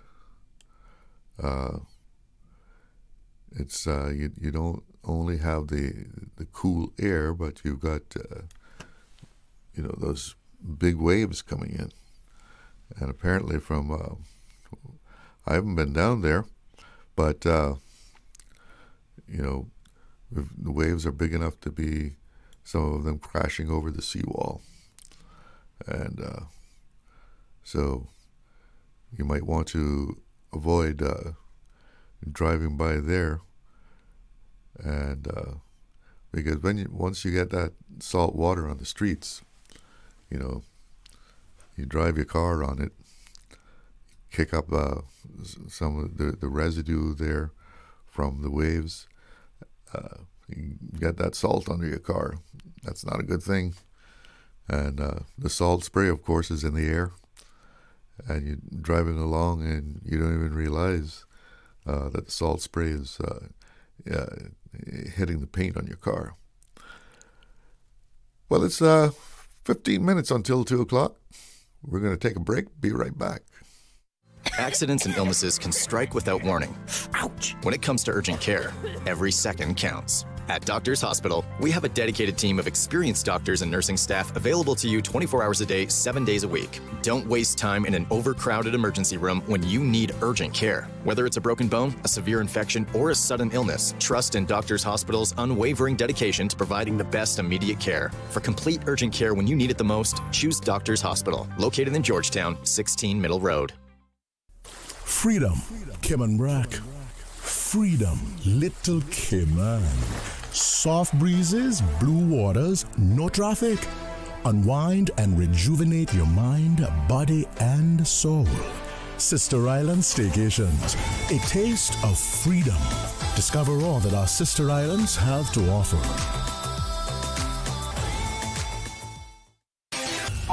Social media, X, formerly Twitter, Facebook, Instagram.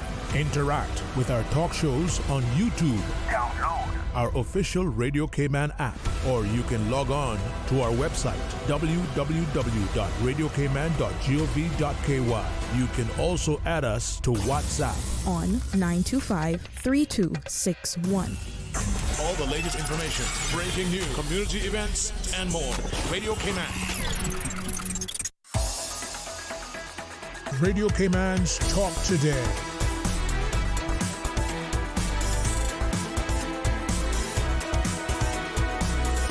What is on your mind, Cayman? Welcome back. And if you want to share what concerns you have, what's on your mind, pick up the phone and let's chat.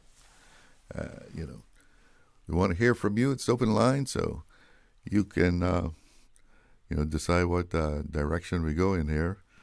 So 1-800-534-8255. That's courtesy of Flo.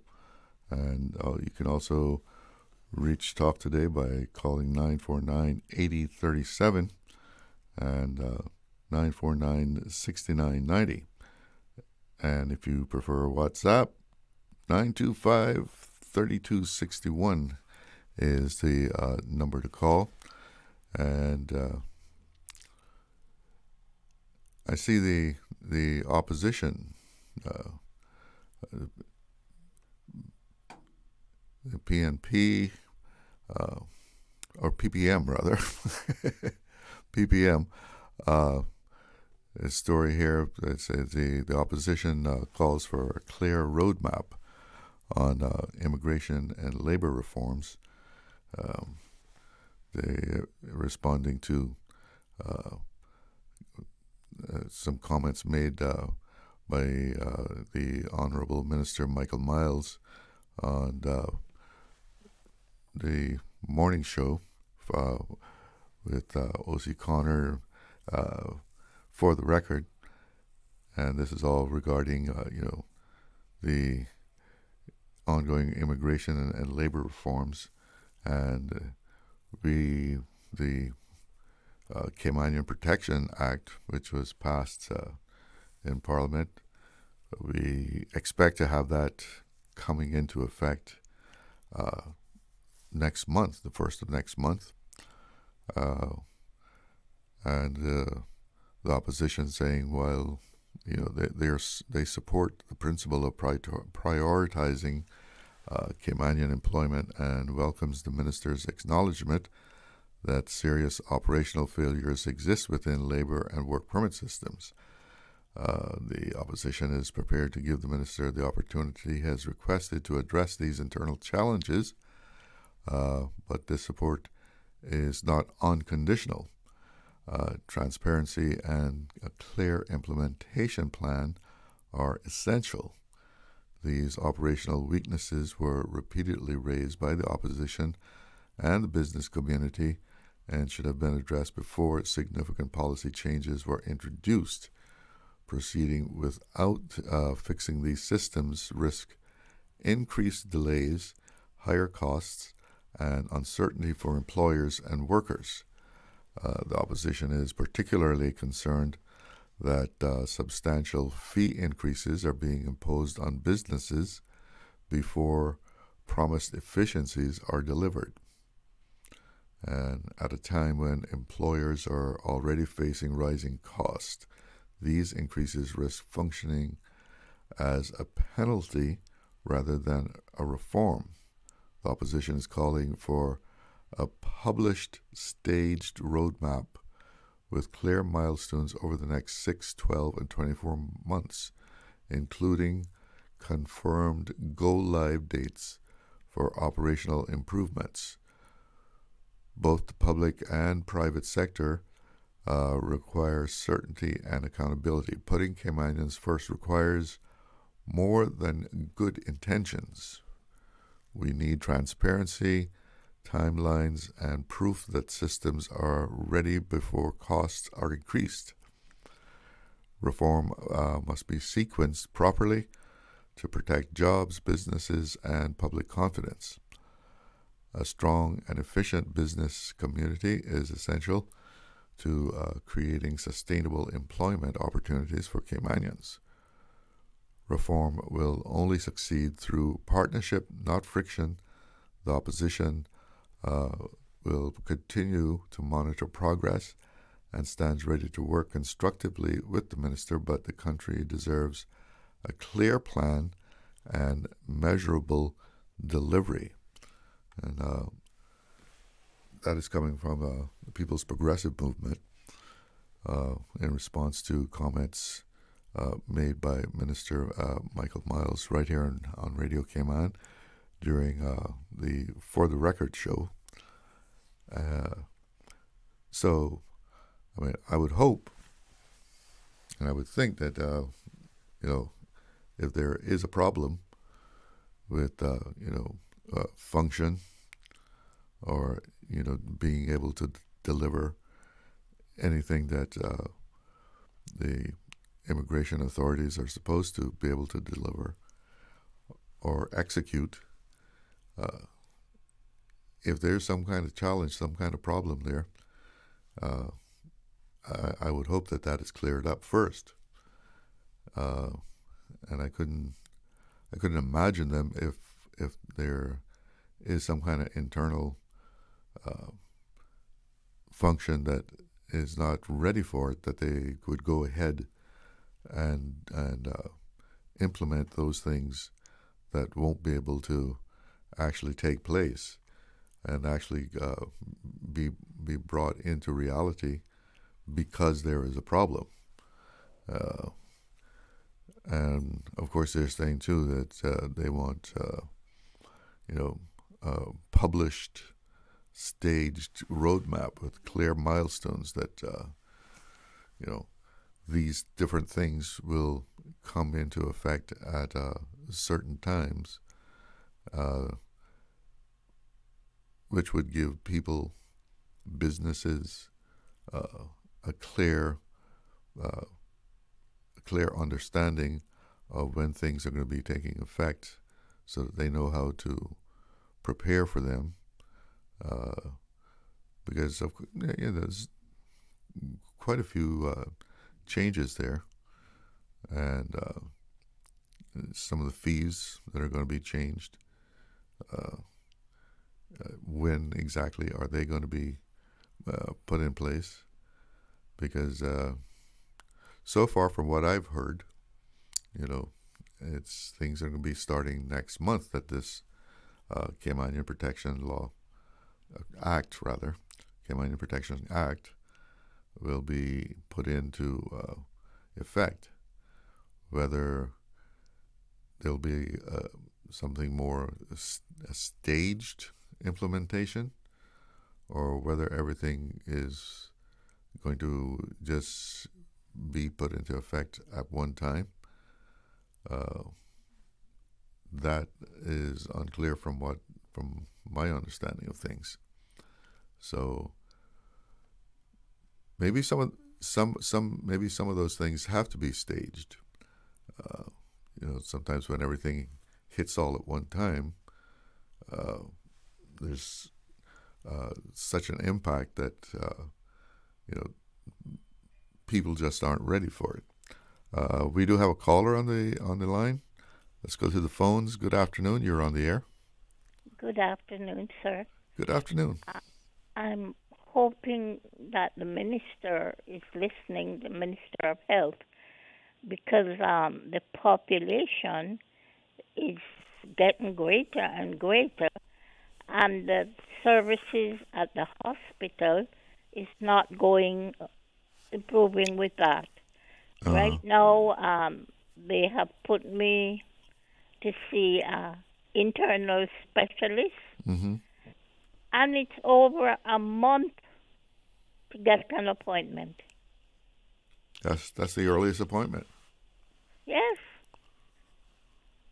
over a month to get an appointment. So I've lived here for coming up 54 years, and I'm saying that that Cayman has changed so much, but they need to improve certain things because the population is getting bigger.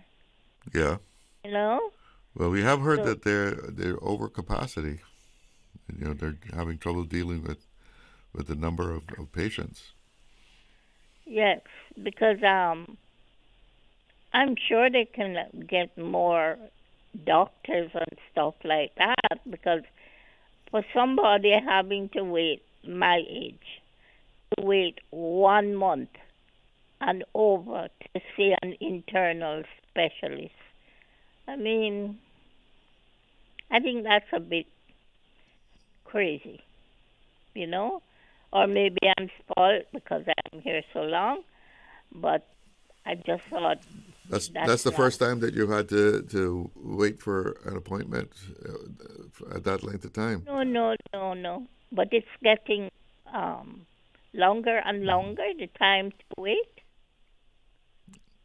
Yeah, well, because in some places you wait even longer. Some places like where? Well, in some countries, depending on what. No, I'm not talking about another country. Oh, okay. I've lived here for 54 years. Yeah. I have always dealt with this country. Mm-hmm. And I'm saying the population is getting greater, so they need to fix it so they have enough people, So I can't. And you need the budget. You need the budget to be able to hire more doctors too. That might be a challenge. I follow everything that's happening here. And that thing with the board. Yeah. That glass board. It sounds to me like a lot of crookedness. You know, to get those sort of monies to be on a meeting, you know, it sounds, I don't know, somebody's not watching the purse strings. So what? It sounded to you they were having meetings for the sake of having meetings and collecting money. Is that what you're getting at? I don't know. I don't want to say. I mean, some people say that. Well, I'm glad you said it.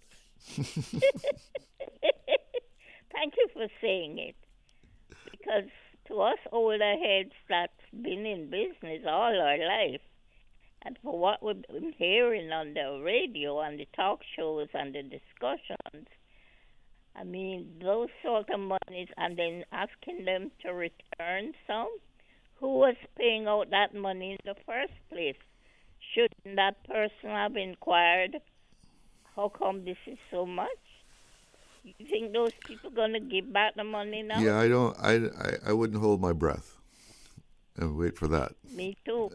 No, you turn blue and die. Well, I mean, that was the deal that they had, right? If for every meeting that you have, you get paid this amount. So if you have a meeting, you have a quorum, and you do business at the meeting, you record it as a meeting.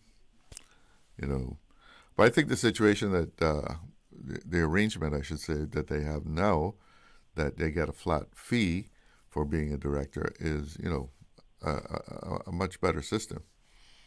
Yes, the gentleman at the top there, he's a good person.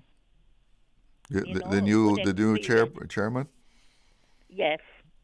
Yeah, Tim Ridley. Yes. I could tell you I've been here 54 years coming. So, but all of that is so fishy. From I heard it, I'm like, say what? And who was approving all of that? Comes back to who was approving it. Yeah. Well, that's the person that's guilty. Who was approving it? You mean approving it that it was actually an actual meeting? Huh? Approving it that it was actually a meeting? Approving it that it was actually a meeting and the length of it. Well, I mean, the board of directors have a certain authority to say we're having a meeting. So, if they have the quorum and they actually sit and do business, it's a meeting. But, ma'am, thank you so much for the call. I'm going to have to break away because it's actually 1 minute after 2 o'clock. But thank you for calling. Yes, thank you. Yeah. It's news time. Let's see what's making headlines. From Radio Cayman's newsroom, this is Headlines. The headline news is brought to you by Kirk Market. With your latest headlines, I'm Elizabeth Charles. The Cayman Islands Football Association says its 2025-2026 Youth League kicks off this weekend, with fixtures released for the Under-9 mixed, Under-13 girls, Under-15 boys, Under-13 boys, and Under-17 girls between the 7th and 12th of February at venues including the Cayman Center for Excellence, Ed Bush Stadium, Timothy McField, and Hague Bodden. In an email to clubs, CIFA's Team Services Department reminds teams that they must now coordinate matchday kit colors directly with opponents, and stresses that base layers and tights must match the main shirt sleeve and shorts colors, that all players on a team wear the same color, and that no jewelry, including beads and hair, is allowed in line with Law 4 of the Laws of the Game on Players' Equipment.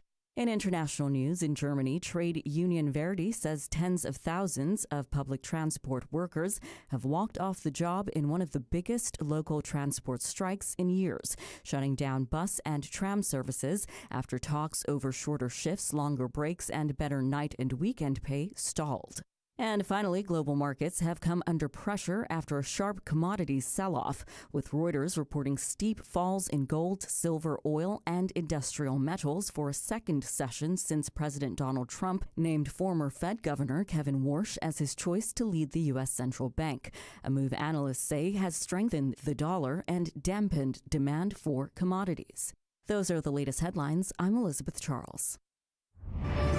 Radio www.radiocayman.gov.ky. Check out our social media pages: Facebook, YouTube, X, formerly Twitter, Radio Cayman Headline News.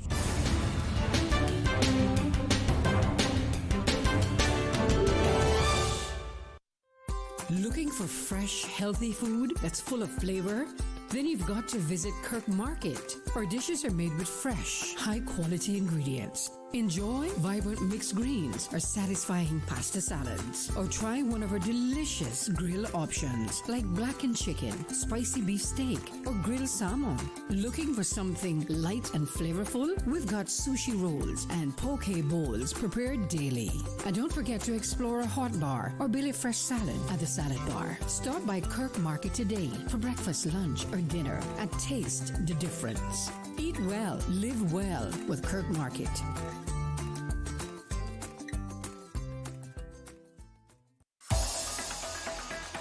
Radio Cayman's Talk Today.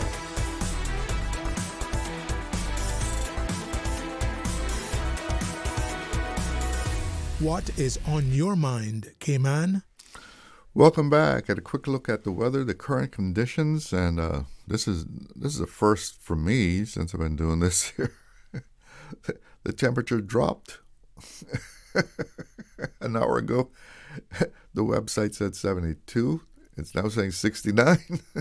So bring out the sweater. Yeah, wind. The wind out of the northeast at about 15 knots. Humidity 57%. It's not a lot of moisture in the air. And today's forecast, calling for windy weather this afternoon straight into the night. And actually tonight, a low of 63 is expected. 63 degrees. Okay, yep. Snuggle up. And winds is for the forecast calling 20 to 30 knots out of the northeast, and seas are rough. Seas running 7 to 9 feet, and a marine watch. A marine watch is in effect, right? Okay. Cayman winter. We have a caller on the line. Good afternoon. You're on the air. Yeah, Charlo, good afternoon. Hey, how are you? Man, I'm just enjoying this weather, Yeah. Looks like it's going to even get cooler. Yeah, well, the cooler it is, the better it is, man. I tell you, man. We all like to be cool, right? You got to be cool. Yeah, man. 4 o'clock this morning, I had to run back inside the house. I was going down the road, for the walk. Yeah. But I realized that I was real cold. I needed some more clothes on. Man. Yeah, man. Yeah, man. I said just now I was listening to that elder talking to you, that lady. Uh-huh. Boy, I had to laugh. I had to laugh at some things she was saying, But I never bothered to comment on anything concerning that. All I can say, Chalo, is only God knows, what will happen to us in the brethren. That's all I can say, Mm-hmm. Because all of us may suspect that not everybody is telling the truth and things. So it's only God knows what will happen to us, right? But did you find that startling that she said she had to wait for a month to get an appointment? Yeah, but she's not lying. She's not telling no lies. I wait for months to get appointments. Mm-hmm. Yeah, but God's willing, I'll be going to a doctor on the 17th, and that's just from the time I got that. In January. It's about a month. Yeah. I had to wait for it. Yeah, man. But I do that rather than running up and down and keep changing the doctors. Yeah. So I take a chance and try to hold on to one doctor. You understand?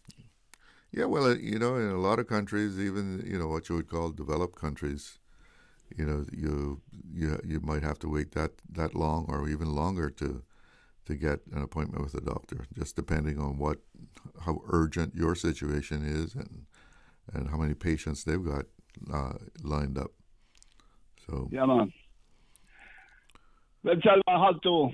I just talked to Susan a while ago. I have to big her up. She does a great program all the time. But last Saturday night, for a long time, that I never went sleep on her music. It was so nice to send me sleep, man. Caribbean rhythms, Yeah. Well, it calmed you down? Yeah, man. Well, I would tell Caribbean rhythm's supposed to work you up. Get you, yeah, man. Yeah, get you fired up. Yeah. But let me tell you, Chado, boy, soca music, man. Boy, you got to be feeling bad. That soca music do move you. Yeah, I tell you, my friend. I was telling her, I just wish that I had one of those Grammy Awards to give her, like I seen last night, Uh-huh. And it was all about music, man. And that award there, for me, I love that award. They're better than Oscars and all the rest that they have there. The Grammys? Yes, man, I love the Grammys the best, boss. Let me tell you, man. Yeah, well, we had Jason Gilbert in the studio, earlier. He picked up a Grammy, a couple of years ago? A few years ago? A lot of young people, a lot of young artists got last night, man. They got one boy there from Puerto Rico called Bad Bunny. Yeah. Yeah, he made some history, man. Well, he's supposed to be the Super Bowl entertainment this year, right? Yeah. But Susan said all she wanted a piece of cassava cake, man, and I can agree with that too, Yes, man. Anyway, I was looking at Billy Banker a few minutes ago. He had explaining how we made the touch rope on Compass TV. Yeah. So I look on it, boy, and I remember the Friday evenings when I used to cob that rope, Well, you used to work the cob. Yeah, I used to do the cob, man. Sometimes I used to catch up my shot tail and all them things like that. But I used to do it. But boy, let me tell you, there were time people that they were fast on doing them things, Oh, yeah. Well, they were the pros. Yeah, man, they were fast on doing them things. The man could produce a couple of ropes well in 1 hour, let me tell you. Yeah, man. Anyway, Chalo, later, my boy. All right. Always good to hear from you. Yeah, man, every time, boy, I just, especially when Susan is there, man, I enjoy speaking to you guys, man. Let me tell you, man. All right. Well, you have a good one. Yeah, man, you too, man. Yeah.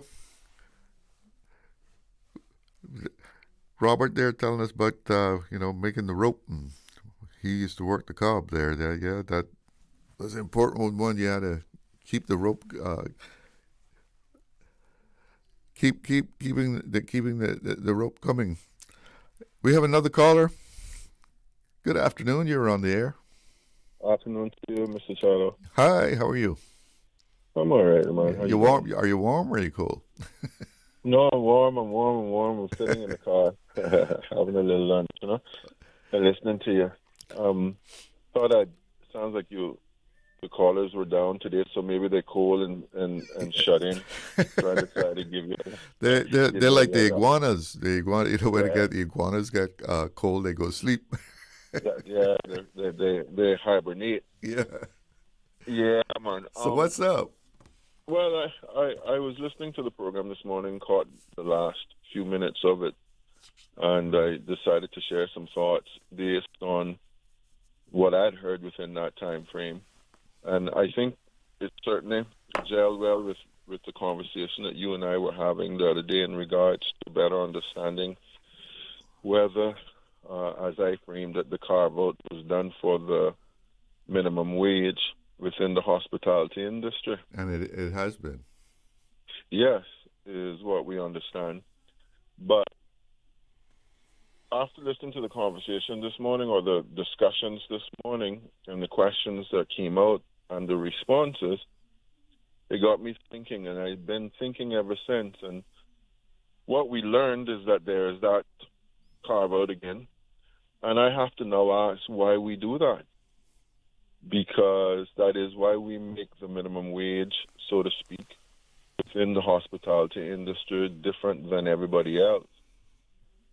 And I know what the substantive, if you will, if the key, or what the key core response is because they're considering gratuities. I think the Director of Labor and Pensions were attempting to answer, and he did get some of it, and I take his apology because it wasn't completely answered, and he did say perhaps it was because it was a bit lengthy, because I talked a little bit about the lending institutions and tagging that onto it. But to be clear, the query was, and this was as a result of hearing them say that gratuities, for all intents and purposes, in its most basic but strict and direct forms part of their remunerations. Hence the reasons why they have the registered, those that they have to register that they're charging gratuity. Mm-hmm. But then, in listening to the conversations, and maybe because I only heard the last 15 minutes, but they were specifically discussing that when I was listening, it appears that could be optional for the consumer. You mean whether the consumer pays or not? That's right. Okay. So in the case, the example that was given by the senior person there in the Labor and Pensions, Mr. Hydes, who was on, he was given an example he used himself. He talked about having gone to a restaurant and he thought that the food was not very up to par, but that he got great service from the attendant, from the server that served him. So he opted to not pay the gratuity, but tipped the waiter or waitress, I don't remember which directly. Directly, because they gave great service. So he didn't blame her for the fact that the overall service wasn't good. Mm-mm. And that just got me thinking then, if it's for all intents and purposes optional, then we have given, there may be times where that employee may not get to the $8.75, because if a lot of people decide that they're not going to pay gratuity, then that pool is much smaller, and so there may have situations where it could potentially lead to situations where they don't make the $8.75. And I went a little broader with that because I was trying to make the distinction that we understand that obviously if you're staying at a hotel, for all intents and purposes, there will be very few of us, if any, if it's optional again, that would deny paying it. That is if a local decide to go and stay at a hotel. I believe our visitors are going to pay. It's not that it's unique to Cayman. Gratuities are tagged on almost worldwide, and you can't accept the fact that if you're staying at a hotel, for example, you're going to pay some form of a gratuity. And so I can kind of understand why you would, if you want to include it as part of your remuneration, why you would do that, why you could make that argument. But you have some of these restaurants, and I gave you the example of the Caymanian lady who was like 20 years at a local restaurant. And I use local here loosely in that it's not like and I'm only going to call a name, it's not like a Peppers or like a Corners or one of them, one of these strip mall kind of things there in Galleria, or they're doing the 18% or the 20% or the 15% gratuity onto the bill. And she works at one of those places. And she raised it to me. She says, why am I having to make less? And she has a great point, because if we're now learning that it's optional, then there could be times when they don't make it, and when they don't make that. And, if you really want to be cantankerous, we're essentially doing two things, in my view, when you look at it, by doing that. is that we're allowing these hotels to not really see their true costs. We're giving them a blight because they're not having to pay people's worth. And let's just face it, the executive chef is not making $8.75. But that person serving is just as important, because if you don't have the servers, the chef can't go out there and serve the people and cook the food as well. And so, you know, they're not paying their true costs in terms of what it really will cost for them. And there's another point, and it eludes me, but you know, but you know, you're talking about the server. I mean, the server is very important in a restaurant. I mean, that's a big part of your whole experience. That's right. Inside of that restaurant. Because I don't see the chef. Yeah.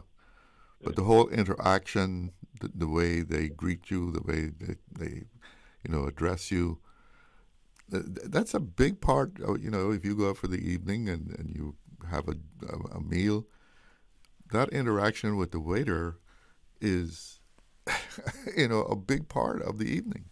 It's paramount. But here's the one that just came back to me. In my view, uniquely to Cayman, now that we're having this unique instance in terms of so many years of them ring fencing Caymans and keeping them out of the industry, that has been one of the things I believe that has driven Caymans away, because so many Caymans still don't understand how GRATs certainly change your pay, your take home. And so, you know, in the case of when we were at $6, they saw $4 something an hour, not understanding that GRATs make up, you know, a great deal of the difference, and now it's $6 something. And in my view, I think that if I want to be bad, maybe that was purposeful. They purposefully did that, you know, because they still don't advertise, hey, you know, it's $6 something an hour, but you're with your GRATs, you're going to make good amount of money. Never mind all the other extenuating things, which is what I raised this morning. Things like, you know, going within that industry, Caymans then will find it hard, because I can't speak for expats in terms of what their needs are in terms of bank loans, but Caymans are going to find it hard to be able to justify. I heard the minister this morning that they were having a conversation, or had a conversation, and the lending institutions are now going to consider 2 months or 2 years of pay to try to get there. I don't know if they're doing it or if they started it or whatever, but just you know what? Stick a pin right there. I got to take a break. You want to hang on? Yeah, man. It won't be long. Okay, be right back after this break. Did you know that Doctors Hospital provides urgent care services 24 hours a day, 7 days a week? And Doctors Hospital's urgent care physicians have access to the most advanced MRI and CT imaging in the Caribbean, providing reliable diagnostics when you need it most. When you need quality urgent care for an illness or injury, Doctors Hospital is here for you 24/7. Whether it's a migraine, chest or abdominal pain, shortness of breath, broken bones, or another urgent need, Doctors Hospital at the top of Walker's Road. Urgent care right now.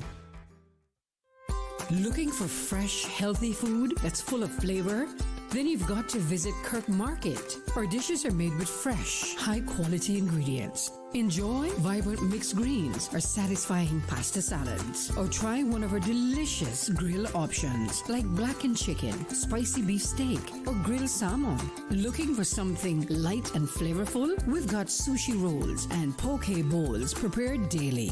And don't forget to explore a hot bar or Billy Fresh salad at the salad bar. Stop by Kirk Market today for breakfast, lunch, or dinner and taste the difference. Eat well, live well with Kirk Market.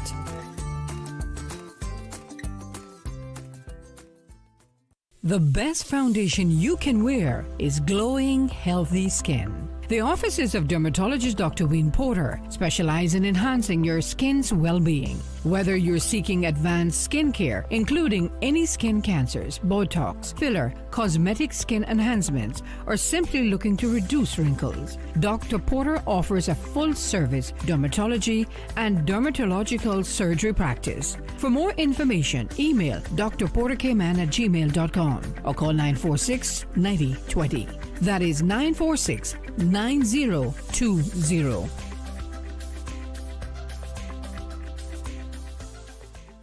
For 50 years, Radio Cayman has been the heartbeat of our islands, informing, connecting, and giving Cayman a voice. From breaking news to community stories, the journey continues.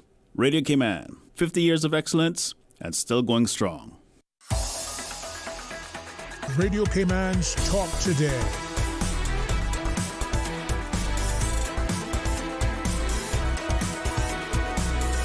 What is on your mind, Cayman? Well, welcome back. And we have a caller that's been hanging in there while we took a break. Are you still with us? I'm going to wrap this up in the affirmative rather than the questions, sort of going back and forth like you and I were just doing, just to make clarity of it all.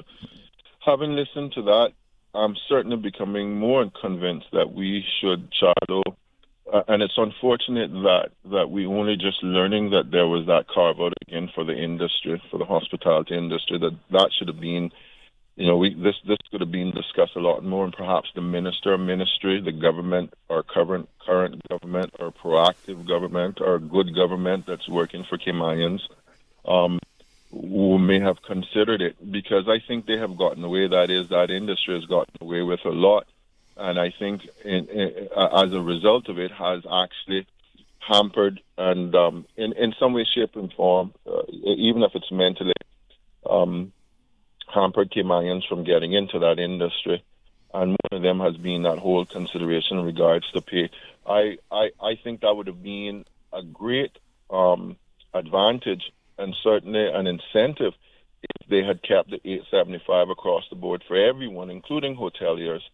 And then Caymanians would have been able to enjoy the Caymanians that got in there as well, and probably would be hustling to get in there much more if they were at $8.75 and realized that they could also attract the grats as well, or that they would get grats as well. Instead, we have allowed that industry to dictate that they shouldn't pay the real costs that everybody else is paying, whether you're a horseback riding company or whether you're whatever. They all got costs as well, and these hotels, some of them make a lot of money in profits, not just costs. They make a lot of money in profits. So, it's kind of sad that we allowed for that to happen again, and that we have this kind of two-tier system. I don't know any other country. Maybe our government can share that.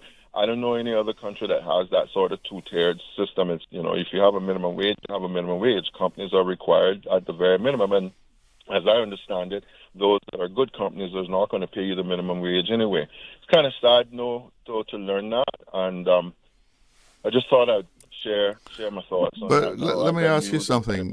What, as far as the bank recognizing the gratuities, do you know what the present situation is? How much is there a percentage that the bank recognizes as your income, or how does that work presently?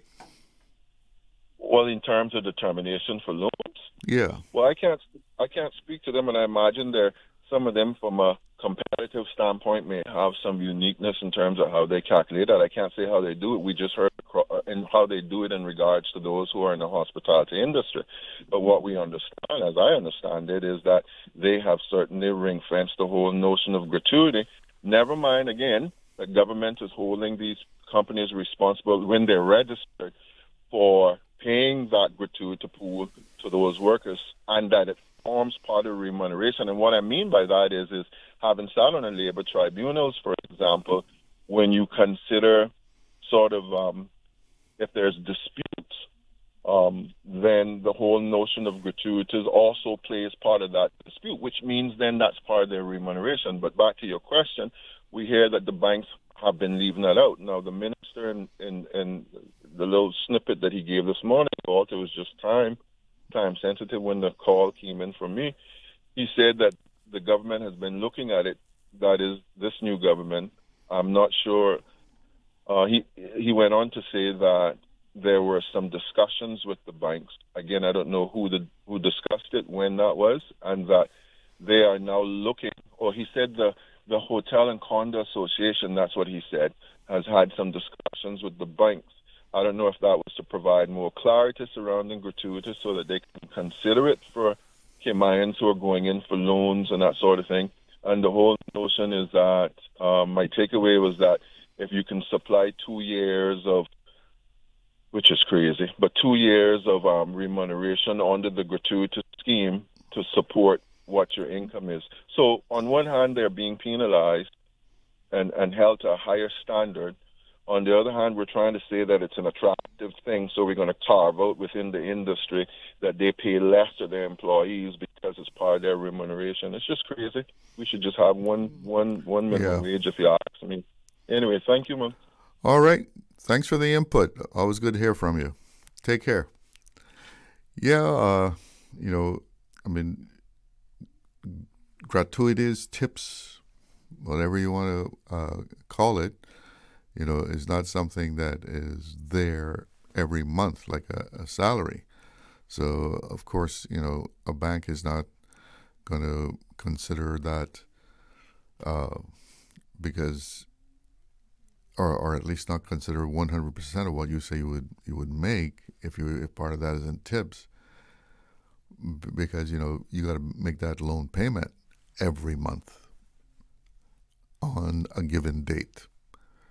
And, gratuity doesn't work like that.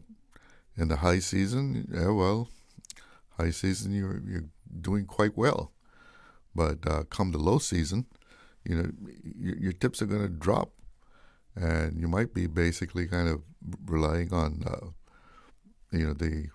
your base salary plus whatever 25% that they can get to put onto that to make up the minimum wage, because it can be quite a big dip in your monthly salary when we're talking about the very slow months of the year. If you're working at a hotel, right now, January, February, it can be quite good. Different story, I guess, down in September. It's not going to be the same. Well, the time is rolling around to 2:30. That means that's it for talk today. I want to thank you all for tuning in, and those who did give me a call, thank you for giving me a ring. I'm Charles Glidden. One love. Talk Today is brought to you by Subway, open 24 hours in Countryside, Anderson Square in Georgetown, and Centennial Towers in West Bay. And by the Ministry of District Administration. Explore your history, explore your land, explore your sister islands. And Cayman Airways. Call them on 949-2311 to book your nonstop flights to Los Angeles and Panama. And Doctors Hospital. Peace of mind is important when life happens. Doctors Hospital, always there for you. Call 949-6066.